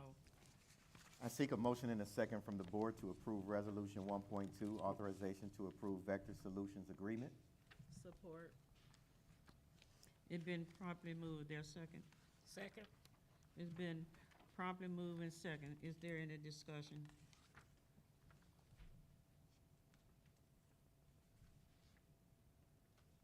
Seeing there's no discussion, the motion to approve resolution number 1.2, authorization to approve Vector resolution agreement will be conducted by roll call. Secretary Perkins. Yes. Trustee Booz. Yes. Vice President McIntyre. Yes. Trustee Relaford. Yes. Trustee King. Yes. Treasurer Luna. Yes. And myself, yes, 7 yes. In your package on page 66 is the information regarding retirement and resignation. Do any board member have any question? Madam Chair? Yes. We lost a lot of years of experience to retirement and then resignations. And I definitely would just ask that we get exit interviews done, because that's a lot of experience going out the door with us increasing the enrollment here. Institutional knowledge is something that you can't replace. And this is just concerning to see a movement like this at one time in these, it looks like all certified teachers. And we have a shortage of those when you look at this. So point of information, when Sure. you're looking for exit interview, what are you looking That's for? standard, pretty much standard with people. That you want to have it in, come up I in had the asked for it meeting? before. I've asked several times that we have exit interviews so that the district can. Do we have exit interviews, We do. Superintendent Jones? There's some things about this that Always thought we we did. probably not need to Not per discuss. se this. Yeah, but we do exit interviews. Now, whether they want to do them or not or finish them is up to them, but we Right. do exit interviews. I would just, if I may, as the HR chair, as we have offboarding, or however you want to categorize it, that we have data showing, refusal. We submitted information for an exit interview. They chose not to do it, just so that we can do our due diligence with the big push and the heavy lift that we have coming up these next 3 years. We just need to have the right personnel, and if we need to make some changes, we can make changes, because people tend to be very, very honest when they leave, because they just throw everything out, and you could kind of filter through it to what's accurate and what's ambiguous and what have you. But Point of information, Sure. is Trustee Relaford aware of the information that was sent out about 3 of these members? Say that one more time. About who? Three of the members. As superintendent said, there's probably some yes, issues. yes, I'm aware of that. Okay, so there are extenuating circumstances in some of these cases, and that this isn't really. I guess for me, I may have been misunderstood. I just wanted to be a standard practice that as individuals either retire or leave for another job, that we do an exit interview. That should just be standard practice, so that we could gauge where we are as it relates to personnel issues and just the culture of the district. Thank you. Yeah. Thank you, Trustee. And I think that she's the chairperson of HR, and you put that in writing, send it forth. And because we're getting ready to do things, we sit in here, we're talking, we're requesting stuff, but I'm putting together, and hopefully you guys will like what I'm doing. When you request something, put it in writing. We're going to drop it in a share drive, and it's the date that she requested it, how long it take you to get it. She has to, that's just what she wants at her. She's chairing that meeting, and I will honor that request, but we got to put stuff documented and write it. We don't have to make a motion for everything that we request, but we need to be able to track it. And our system administration, I'm gonna work with her because a lot of stuff is coming. And yes, you asked for a lot of stuff. I'm not taking notes, but we can put it down as a question item and put it in here. And then we're gonna show you and shoot it out where everybody see what everybody is asking. No one person would be able to do that. Everybody has a right to put in a question. Everybody has a right to hear the question. And I thought that was a fair thing for the chairperson that helps her chair her particular seat. Thank you very much. Did we take a roll call vote on that? Not yet. Who we at, 1.2? That was just information. Yes, we're 1.2. I lost my spot. 1.2. Oh, okay, hold on. No, hold on. No, 2.1. I'm sorry. Thank you, thank you. 2.1. We're on page 7, thank you. Go proceed to finance. Okay. All right, I seek a motion and a second from the board to, well, that says you, so Oh. am I seeking the motion to batch or you? Well, you can seek a motion to batch as appropriate, because you are, Okay, you're speaking.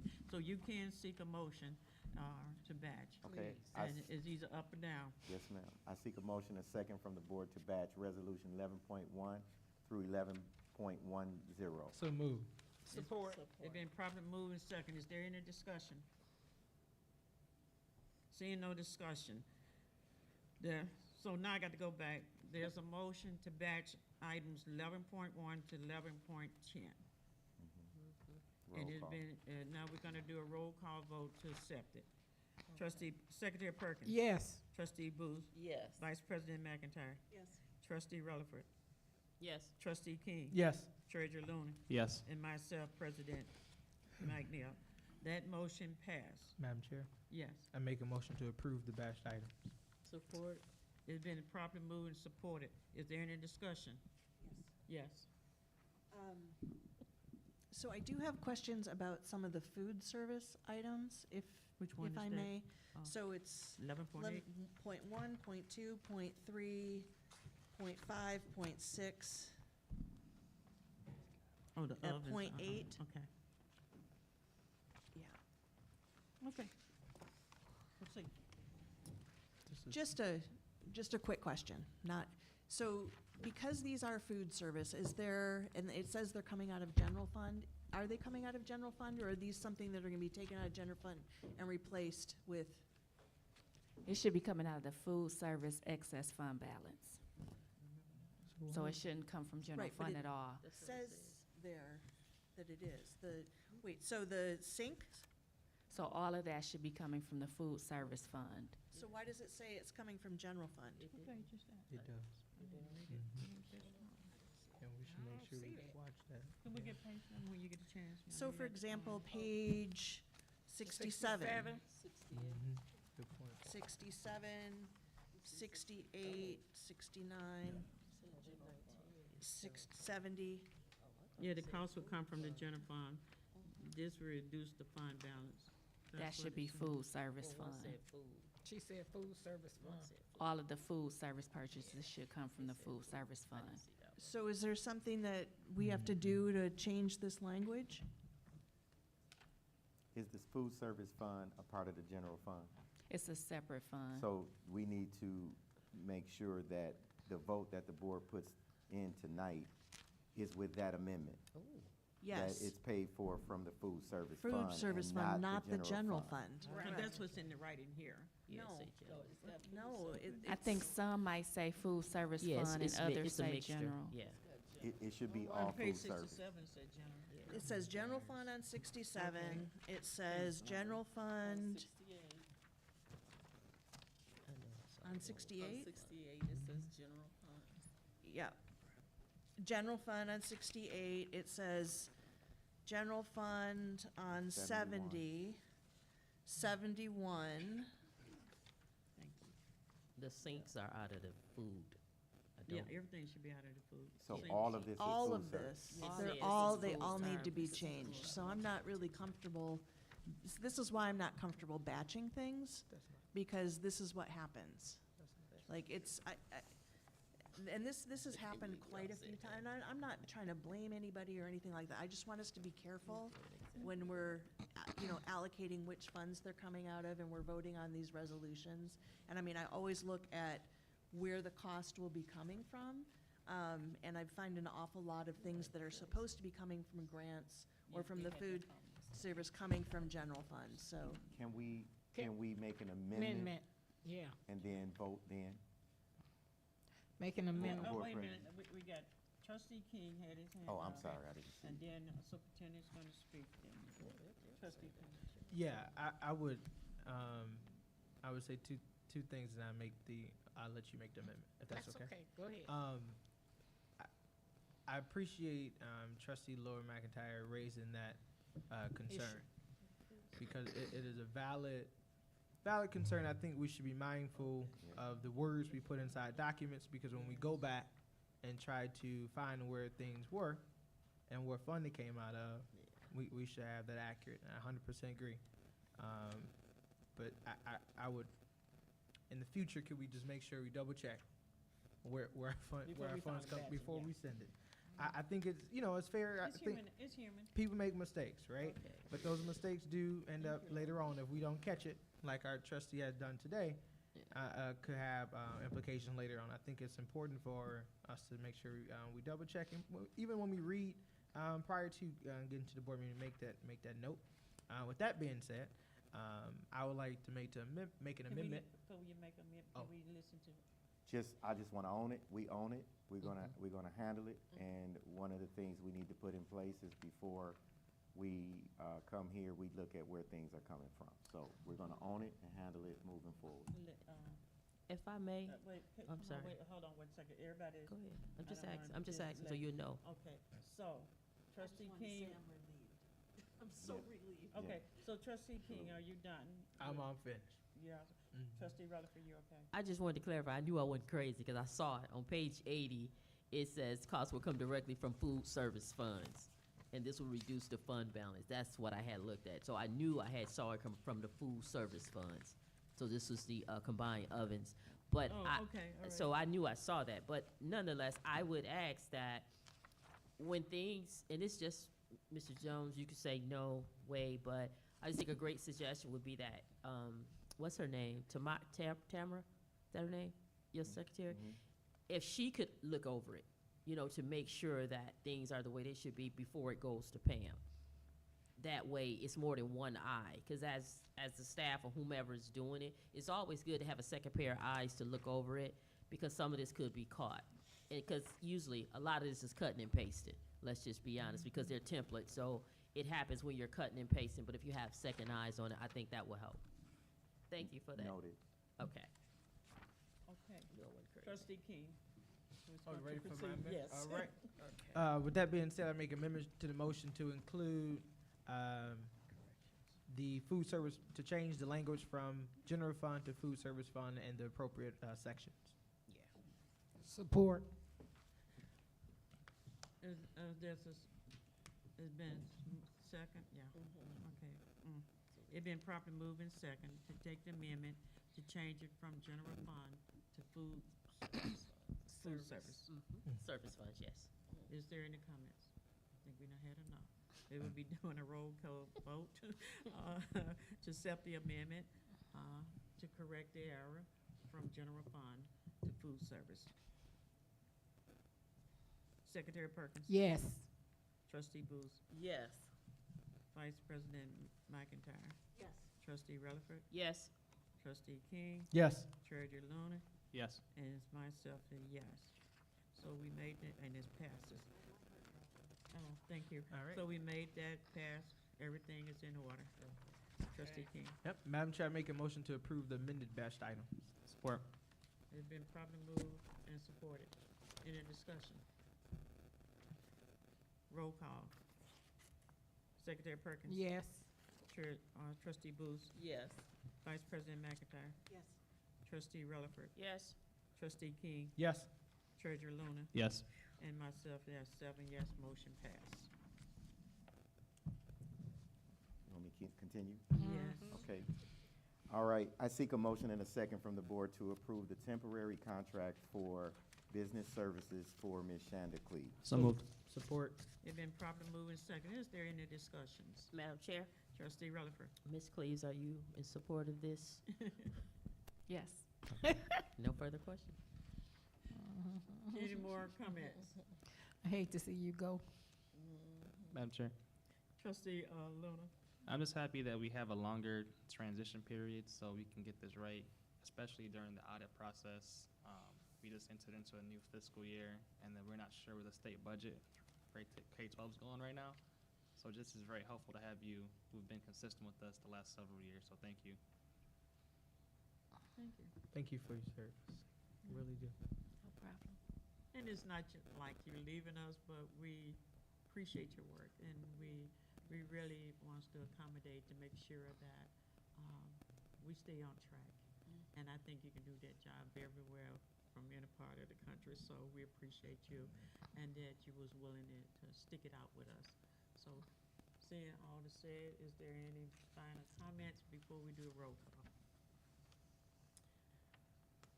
Okay, there's no discussion. The motion is to approve the temporary contract for Ms. Cleese, which be done by roll call vote. Secretary Perkins? Yes. Trustee Booth? Yes. Vice President McIntyre? Yes. Trustee Rutherford? Yes. Trustee King? Yes. Treasurer Luna? Yes. And myself, yes, the motion passes. Thank you. Board President, just to give some clarity to the board, the ISD shared services for business services will be paused Okay. until they have completed finding another candidate to replace Ms. Cleaves.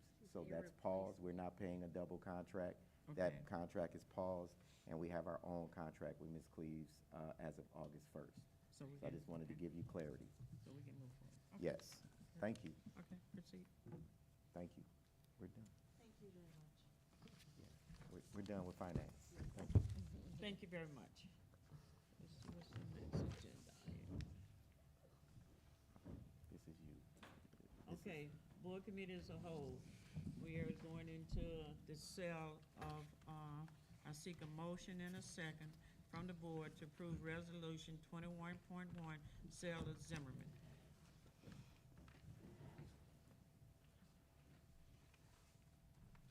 Do you guys have your page 107? Madam Chair, Yes. is there a rep from that, a potential purchaser here? Is there anybody here from Zimmerman, for sale of Zimmerman School? Because if there's not, I just say we postpone the item to the following meeting. Yeah. Since there's no representative here from Zimmerman School, this item will be postponed. We'll Well, move. Matt, I think we need to make a motion for it. No, we just moved it. Oh, okay. It 'Cause- failed because nobody supported Yeah, it. no, Yeah. we didn't, Nobody. no representation, Representation. Failed for lack of. Lack of support. we didn't get a second or a motion? You didn't get a Didn't get a motion, so it Yeah, failed. So it Right. failed. I mean, you didn't fail. What, is the board, Madam Chair, I think we doing this, go ahead. I make a motion we postpone the item to the following meeting. Support. There's a motion to postpone the sale of Zimmerman for the next following meeting. Is there any discussion? Madam Chair, Yes. I just find it egregious not to even be here when it's on the agenda. So I just want it to be known, I'm not in support of anyone purchasing our property and they don't think enough to be here. So to me, it's a no for me. Thank you. Trustee, McIntyre? Yeah, I find it egregious as well. I find it really offensive that this keeps coming before us in spite of persistent lack of interest from the majority, or from at least this board member, for sure. And another egregious thing is that they offered $200,000 and now it's down to $100,000. I think that that's criminal. That's criminal. That's our land. That's our assets for the community. And this out-of-state, outside vulture company wants to come in. And I don't even care why. I don't even care why. This is ours. And I'd rather give it to a community member and, you know, like what we're doing with Communities First, for example. In spite of my pros and the cons and criticisms I have of Community First. They have a proven track record of doing something with our property, whether you're in favor of it or not, whatever they're doing. But what I'm saying is that we should keep it in our community. This is the Flint public schools. This is for us. And I'm really tired of people from the outside, especially from Florida, coming in and doing land speculation and buying 100 properties on a city block, for example, and evicting the tenants, or coming in and buying an abandoned school that's been purposely left to abandon and rot because we all know why. We all know why. The attitude that a company or a nonprofit is in competition with the community, with the public schools. The public schools are us. It's the residents. It's the people who visit. It's the people who live here. It's the scholars. It's the students. It's the families. It's all of us. And to try to get something over on us, I mean, I don't even care if you live here and you're trying to get that property for yourself. It's for us. It's communal. It's shared. And so I'm just expressing my objection to this, and excuse the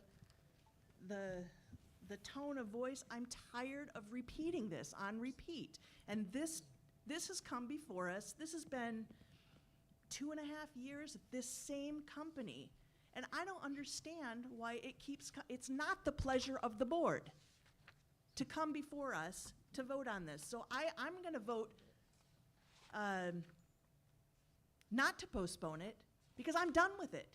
I don't even wanna postpone it, just get it out of my face. Madam Chair. I'm sorry, I already Go ahead, spoke. sir. Go ahead. I just wanted to, again, I know we've had some issues over the couple years, but in my packet, just 2 points of clarity. This company, I don't want to say their name, but they're based in Michigan, and it says right here, a Michigan-based company, and it gives their address. And the price is for $200,000.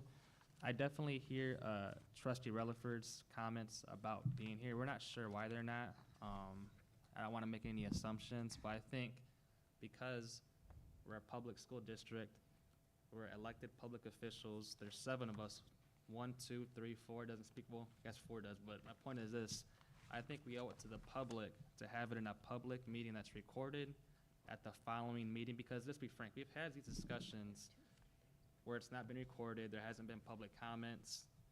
I just think we owe it. And again, if this next meeting they don't show up and we vote it up or down, then so be it. But I think we owe it to the public, both the taxpayers, the scholars who live near this school, the families who live near this school, to at least have a decision. And guess what? We may very well vote it down next meeting, but at least we gave it a public vote. And after that, you know what? We can put an RFP out to demolish it, lease it, do something, because I drove by it yesterday to go to Sam's Club. There's a boat park behind it. Yep. There's garbage behind it. There was a dead dog last week. Yep. I believe I've gotten at least 6 calls in the last month about it, and these people who live nearby this building want to see something done that is positive. Whether it's demolition, you can't lease it because it's negative equity. It's millions to even get it to code, but we have to do something, at least have a form about it, but it's a nuisance to this neighborhood, and I don't want to promise because I want to get out of here tonight. Yeah. But we talk about a tale of 2 cities. We heard a presentation tonight about all of our great marketing efforts, and we gave them feedback. And there's some amazing things we do, not just within our school properties, but outside in the community, like these pop-ups, like the bash that Ms. Perkins goes to at the farmer's market. I think it's the wrong name, but you get what I'm talking about. We're doing a lot of good things, whether it be doing that, raising compensation for teachers, or investing all this money into our existing schools, and also building a high school and a cube that's being constructed right now. And we see that, we know that. But I want people to realize this. There's also things that people see and don't see. And a lot of people see when they drive by Flint schools, a building they went to, a building they live by, and they know it's on our property, and they tell their families, they tell their children, if they can't take care of these buildings, how are they gonna take care of my baby in the classroom? That's not true. We know it. We know it's not true. But that's also part of our marketing effort, is taking care of these properties. Because number one, it gives a signal to the community. Number two, it gives us more money to invest in educators and students, because that's a fixed cost that's no longer on our books. And then three, it takes the focus off 20 years of neglect and, I guess, blight back into all the positive things we know we're doing. It's not fun talking about 20 years worth of things we have to solve, but we're the Board of Education. It's our responsibility, whether we like it or not. It's both in statute and also the expectation of the taxpayers, students, and families. So I'm gonna vote to postpone this to next month so we can give it a fair discussion and debate, and I'll be supporting this tonight. I've driven by there any number of times too, and I saw what you said, Trustee Luna. I also went to the church where they hold their block club meetings, and I listened to the concerns of the community, and it's a definite eyesore, and all the things that have been said tonight at the table, they said also. I know we put it on the agenda, obviously, but were they notified? That's another question I have. And if we do that again and they don't show up, then, then we'll go from there. But tonight, I'm going to vote to postpone it. Is there any more comments? Madam Chair. Trustee King. Yeah, I wanted to echo both my colleagues, Trustee Perkins and Trustee Luna's comments, because there was a comment made about having someone local, right, inside the purchase agreement, and there's an individual that's the CEO of this organization, the owner of this organization, is local. He goes to church at the Black Club there, right? He's an active member inside of our society, and I don't see an issue, in my opinion, because holding on to these buildings is not generating revenue of any sort. It's more so generating liabilities, in my opinion, because it's blighting our community. We talk about cleaning up our city. It's time. It's time for us to quit holding on to things that's not going to yield anything. The only thing that's been yielding, from what we all see, is from tickets, blighted neighborhoods that does not produce a good, safe environment that we want to provide for the community. And we also know, right? Thankfully, we haven't had a lot of fires with our buildings, but there's another potential to see this property be revitalized and restored back into the community as another safe space for children or housing or whatever happens here. I'm just excited to see this space revitalized. I'm tired of seeing blight. We talk about it all day, every day, and it's incumbent upon us to make decisions that impacts our community, and what our community is consistently saying: clean up your buildings. So I'll be voting to postpone this, and look forward to probably see the company come up and present or answer questions. But I'm excited to see this property be revitalized, in my opinion. Second round, Trustee Rutherford. Thanks, Madam Chair. This offer was originally submitted August 30th of 2022. I have been on this board, and I have yet to see this individual. When something is important to you, you're there. I've received phone calls from individuals that are interested in some of our buildings. I would love to see it just torn down, to be totally honest with you, because that is a prime location. I am being redundant, but I would just say, look, you pay for location. Yes, we need to do something with that building, but I don't want to give it away. I just don't see the consistency. If you don't think enough to come to the table and address individuals that's going to vote on whether or not your offer will be approved, that speaks volumes. So it's a no for me. I would just like for them to go away and we decide to do something different with this property. I'm for tearing it down because of where it's located. It's not feasible for us to pour money into that building that has been left vacant for what, maybe 10 to 15 years. I'm not exactly sure about the time frame, but I'm quite sure it's not even close to code and would take millions of dollars. So I would definitely look into just tearing it down. Thank you for the opportunity. This is the final discussion. I close it out. These buildings been around a very long time. We just closed another cut. It is unfair because you made a commitment. We won't close another school down unless we put somebody in it. You close Pierce, we barely can get somebody in it. It's nice that you can go home and you don't have abandoned building in your backyard, subject to get, anything can happen. I don't want to become the dog at the haystack. The dog can't eat the hay and he won't let the cow eat it. So what the hay does, it just rot and it serves nobody any purpose. There's gonna come a time we're gonna have to make some decision, whether it's somebody you like or somebody you don't like. We've been talking about property for a long time. We asked Troom to been working on this. We don't know who is making the call to these people and say, hey, your proposal is going through. Because he worked and the guys are working with Troom. We didn't even know, we just put it on the agenda. Because actually, it goes through treasurer. Treasurer somebody would have made their contact.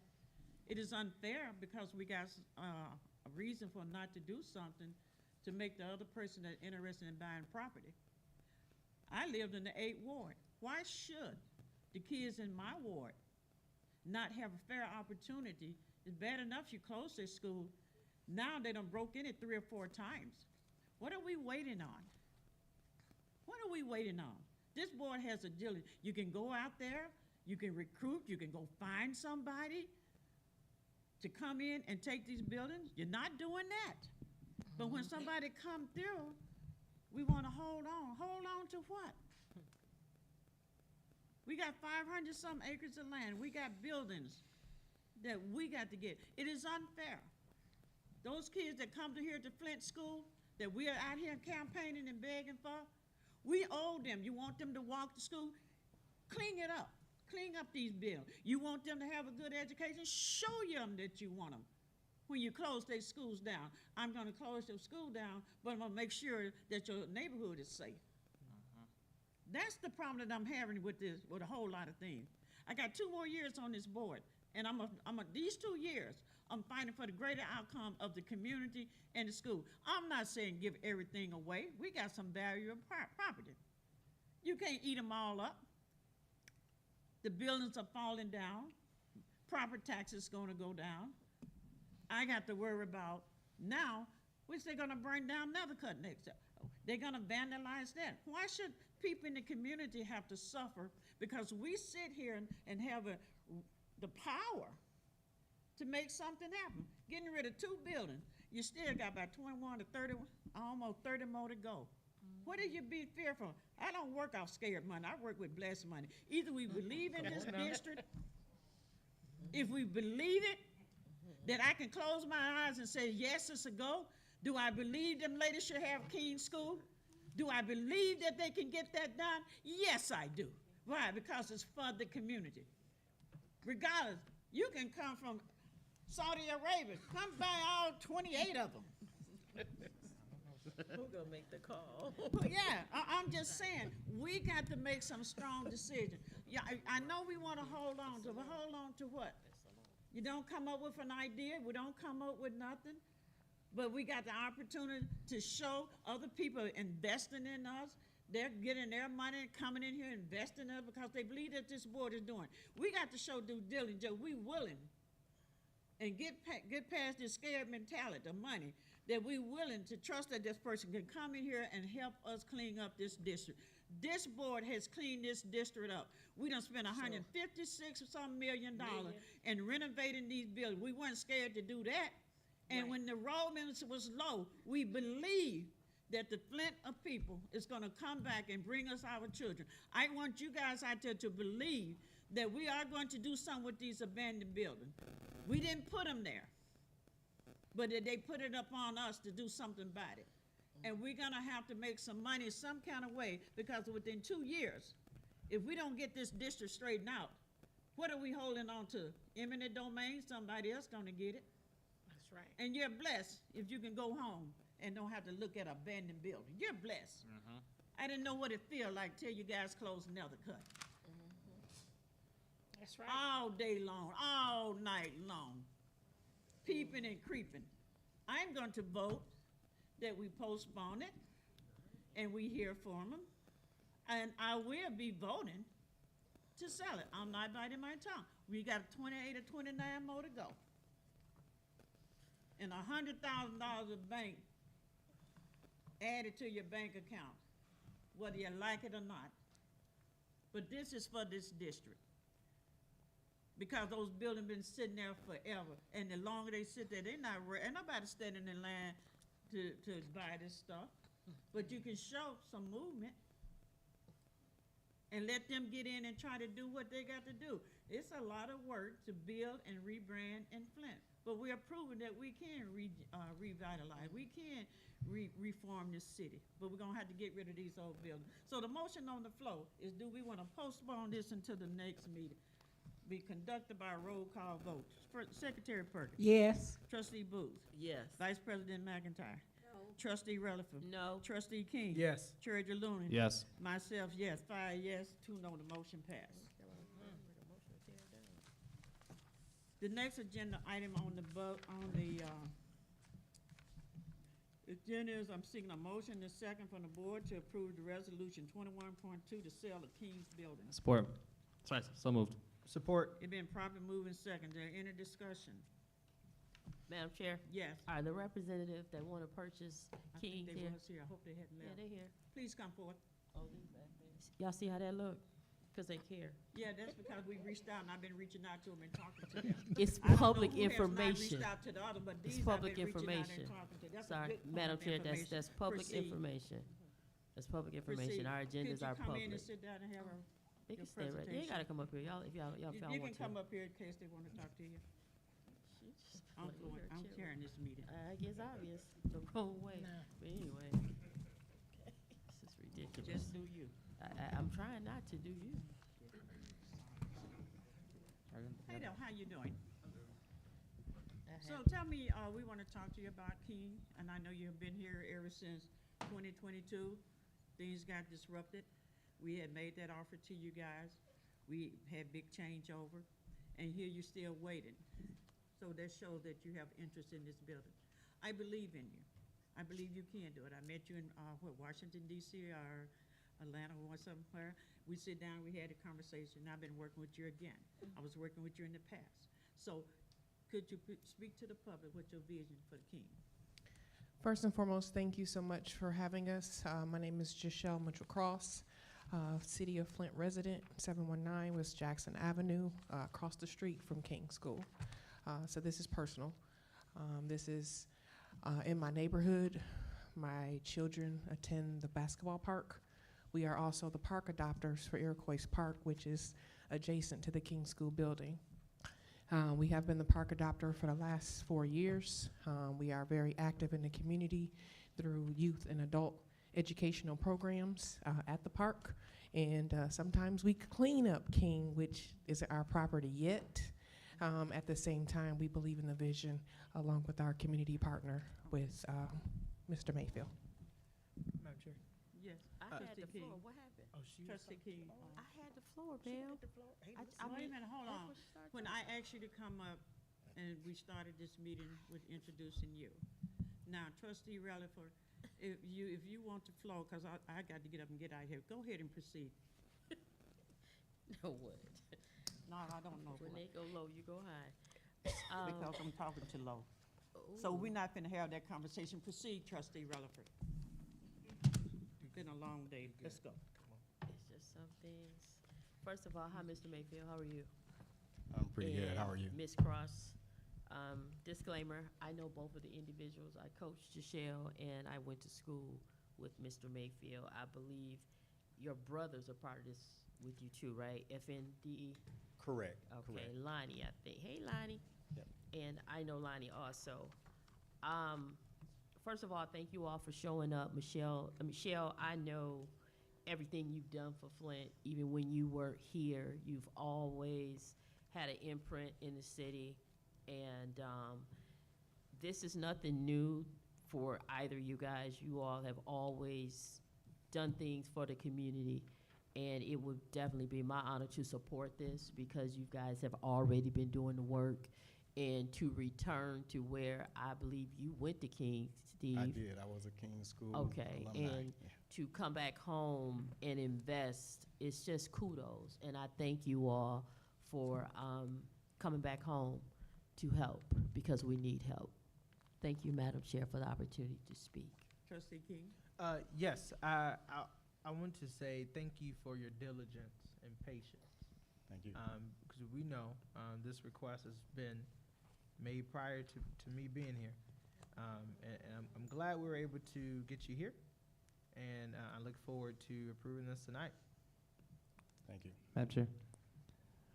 Trustee King? Yeah, so I had a chance to meet Miss Mitchell by the school and to see Iroquois Park, and between like it being mowed, they maintain like the playgrounds there. I believe there's a baseball diamond there, a softball diamond, and it's directly adjacent to King's School. And it's like night and day, but not only that, they also maintain kind of surrounding lots as well. And they're not getting rich off this. They're like really trying to maintain their neighbor's integrity. So to have someone from the neighborhood buy it and try to work with it is, to me, is awesome. But I did have one question. So I know there's like a assessment process to essentially review the integrity of the building. But let's say you reach the conclusion that you can't revitalize a building. I guess, A, would you still be interested in keeping the building to maybe demolish it and adjoin it to the park that you maintain? That was a long question, I'm sorry. So it's our hope that, you know, the building is functional. We will be able to use it after all the assessment. I do know we got the mold testing completed. Okay. And the mold testing was, it appeared to be pretty positive. Okay. There's been discussion on the asbestos because the district did testing, but the documents, the results of the testing was placed in a basement area and it was flooded to our understanding. Okay. So the district no longer has access to those documents for us. And they were working on a solution. What's the gentleman's name? Alan. Alan was working on a solution for that to assist us so we can know how to move forward. Okay. But those were the two major concerns, the mold and the asbestos. We were gonna do our own environmental testing as well. We were gonna take care of that ourselves. We already paid for the mold testing out of our own pockets. Okay. Well, thank you. It's a good answer to me. And I would just say, too, there are probably monies out there to do stuff with this that aren't through us, but through government and philanthropic entities that, for lack of better words, we can't receive, but like nonprofits have access to. So I'm gonna support it. Thank you very much for coming tonight, being patient. I know it's a long meeting. Hopefully it's not too much longer. And no problem too. Yes, we have a team of resources that's doing that research and education for those particular resources as well. So we, as a collaborative unit, are both tackling that very thing. And I just want one last comment, and I'm done, I promise. Can you just name some of the people who are supporting you in this effort, just for the record? For us, we are Invisible Giants Legacy and Leadership Foundation. We have support not only from the Keep Genesee County Beautiful, which is the people that we've been working with for the last few years. And like I said, we have a very active board and very supportive community members. Thank you. Superintendent Jones, you've been working with Trump. Is there any stipulation once they sign this purchase agreement? Was there any stipulation that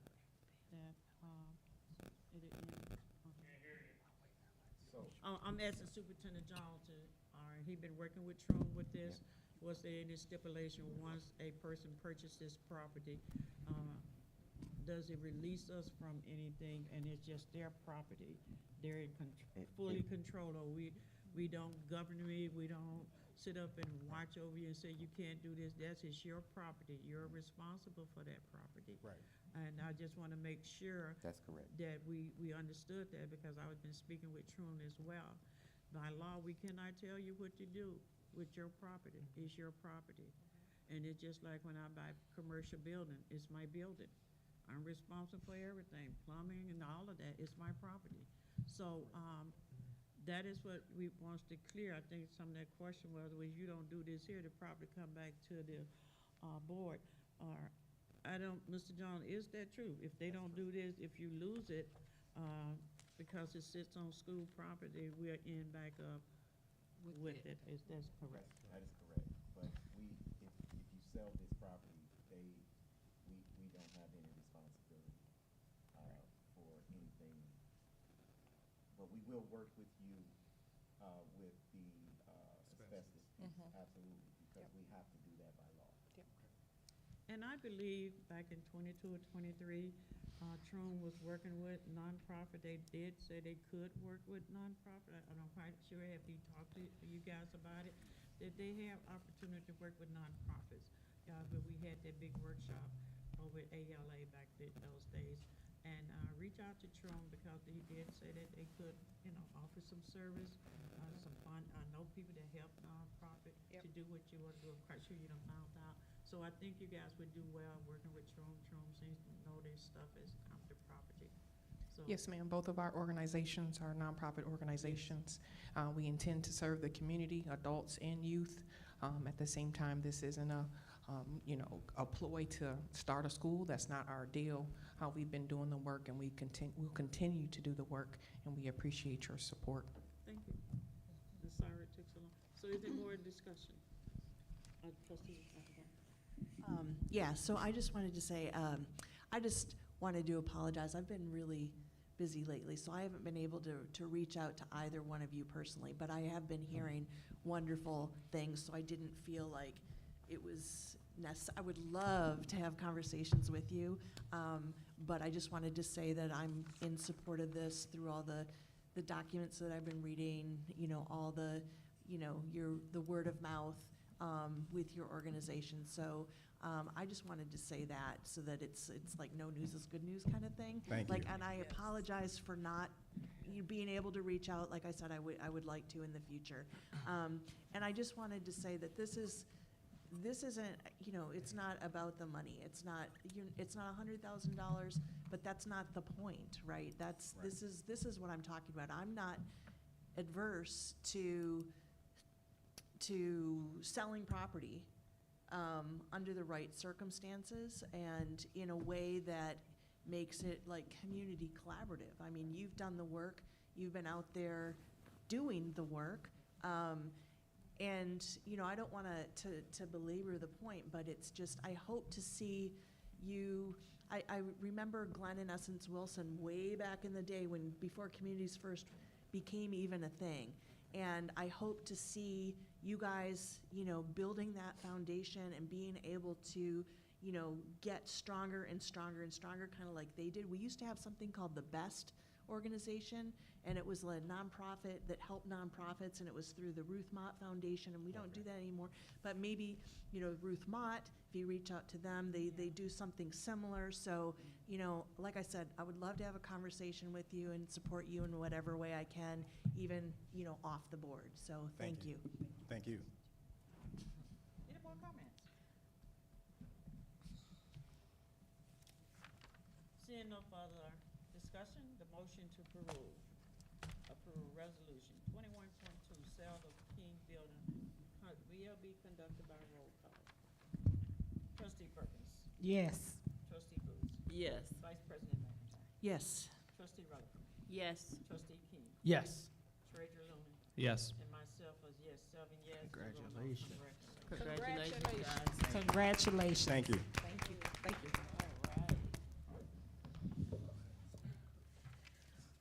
Right.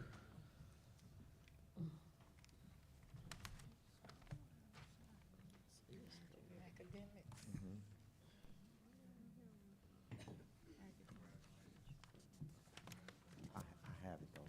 You want me to go ahead? Yeah, go ahead with that. Okay. Oh, you have it? Oh, no, we have it. You can go ahead. You have it, 'cause I don't even have it in my bag. I don't have anything. Okay. I have it. I have Kenny it. Jones has it. I have it. Okay. Academics. So you want to start with the academics? Are we ready? Yes. Yes. Okay. I've been ready. I seek a motion and a second from the board to approve resolution 25.1. Madam Chair. Can I batch, I moved to batch 25.1 through 25.3. Support. There's a motion on the floor, because I don't hear that. 25.1 to 25.3. 25.1 to 25.3 to batch. There's a motion on the floor. It's been second. It's been second. Is there any discussion? Seeing no discussion, the motion to batch the academic 5.1 25.1 to 25.3. to 25.3. No discussion will be conducted by a roll call vote. Secretary Perkins? Yes. Trustee Booth? Yes. Vice President McIntyre? Yes. Trustee Relaford? Yes. Trustee King? Yes. Treasurer Loon? Yes. And myself, yes, 7 yes. Madam Chair, Yes. I make a motion to approve the batched items. The motion to approve batch items. It's been second, right? Support. It's been supported? Praise. Linda Booth supported it, correct? Yes. Okay. Well, whoever. It'll be conducted by a roll call vote. Secretary Perkins? Yes. Discussion. Yeah. Any discussion? Yes. Discussion. So I don't have,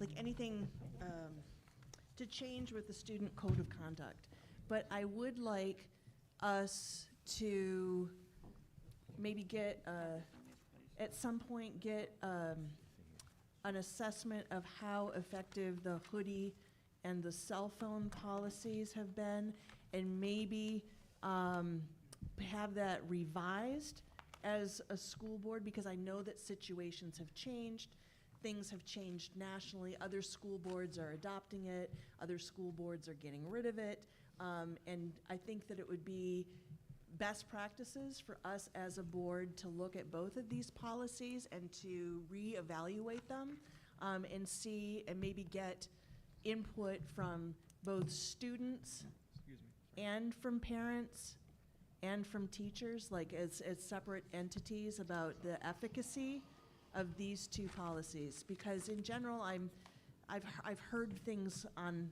both ends, and we've had quite a few comments where we had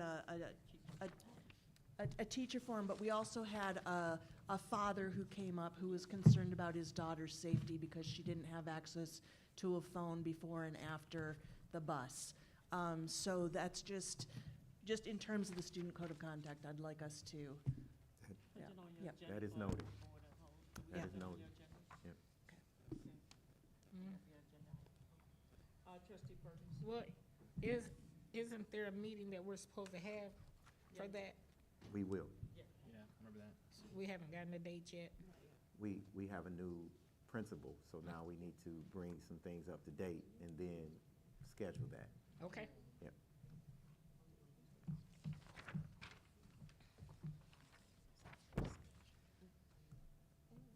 Okay. All right. Is there any more discussion?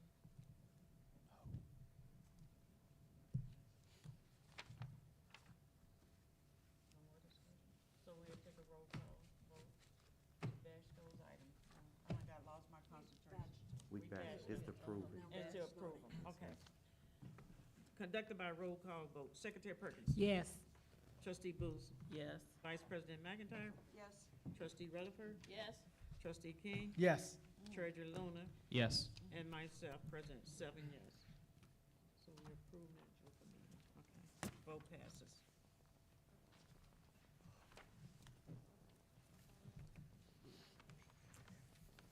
We done? You did them all? Yeah, wait a minute, did we do? 25.2, 25.3. That's it? Go back to your agenda.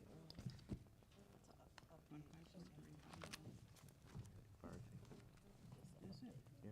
Okay. Do any board member have any comments or remarks before we? Madam Chair. Yeah, just want to begin with a positive note. So we talked about repurposing schools, and it took us a bit with Pierce, but I just want to say on September 5th at 5:30, It's called El Ballet Folklorico. They're one of the nonprofits who lease space there.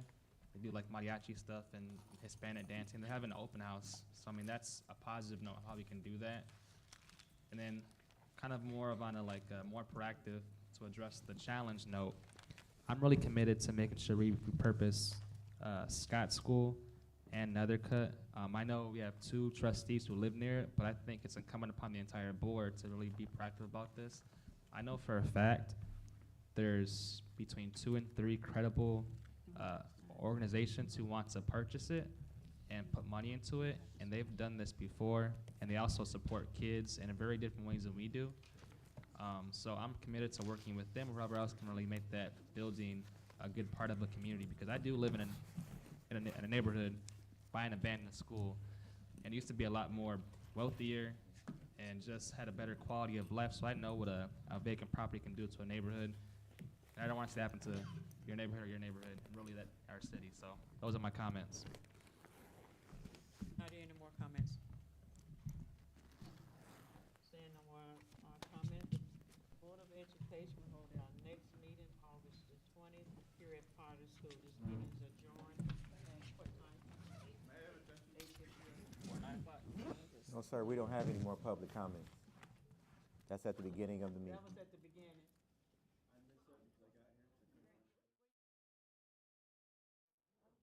You're fine. If it please the board, could he say his comment? Go ahead. Speak clearly. Hi, my name is Brandon Boom. I put in a motion. I tried to reach out to superintendent. I'm here for my child. We put in for a administration relief from the school board. My child has never been into the Flint Public Schools, but I live in the city of Flint. He's in a charter school, and I'm trying to get him out of the school due to problems we are having, safety concerns and everything else through him. So I was told to put into a administration release from the school, from the district that I live in, and I was denied. So I'm here to get a verbal, because I tried to reach out multiple times. I was told you were on vacation, to put into a written release. This is the first time I've ever done this. So I'm trying to go by the steps, but what I need is basically to see if I can get approved, because I have a deadline of trying to get my child into a different school, a school choice. But since he's going into 11th grade, high schools do not do school of choice. So I've been denied multiple times from Swartz Creek, Grand Blanc, until we get administration release for my child. And I was denied for it, but I'm trying to see if I can appeal. Hey, my child needs to vacate his school. I can't put him in another school until I can get that reform. And that's my issue that I'm having is my child basically wants to drop out of school now. He's an AB honor roll student. And I'm trying to convince him not to, because the process we keep getting told no. He wants to do something different, go to a different school. He doesn't like where he's at. He's been in Madison Academy for a while. We've been in charter schools. Before that, he was in Grand Blanc. So I've lived in the city since 2008, but the academics, sadly, I've always wanted to try to achieve better from it. Your gradings, your school district, stuff like that. I know you guys are trying to revise and make it something different, but it's too late for my son already. So he wants to go to somewhere else. We're having complications where we're at. I can't move out of the district, but I can be able to transport him to get out of the district. And that's why I'm trying to come here and plead on case, say, hey, can I get it approved by the board, because I was denied already from administration? Is there any way I can get ahead with this? Okay, I thank you. Although we have bylaws and stuff, the meeting's adjourned. This is the superintendent. I will make a commitment to reach out and talk to him and give me information, maybe reach out to you. I appreciate it. I do. Thank you. I appreciate it. Thank you. Good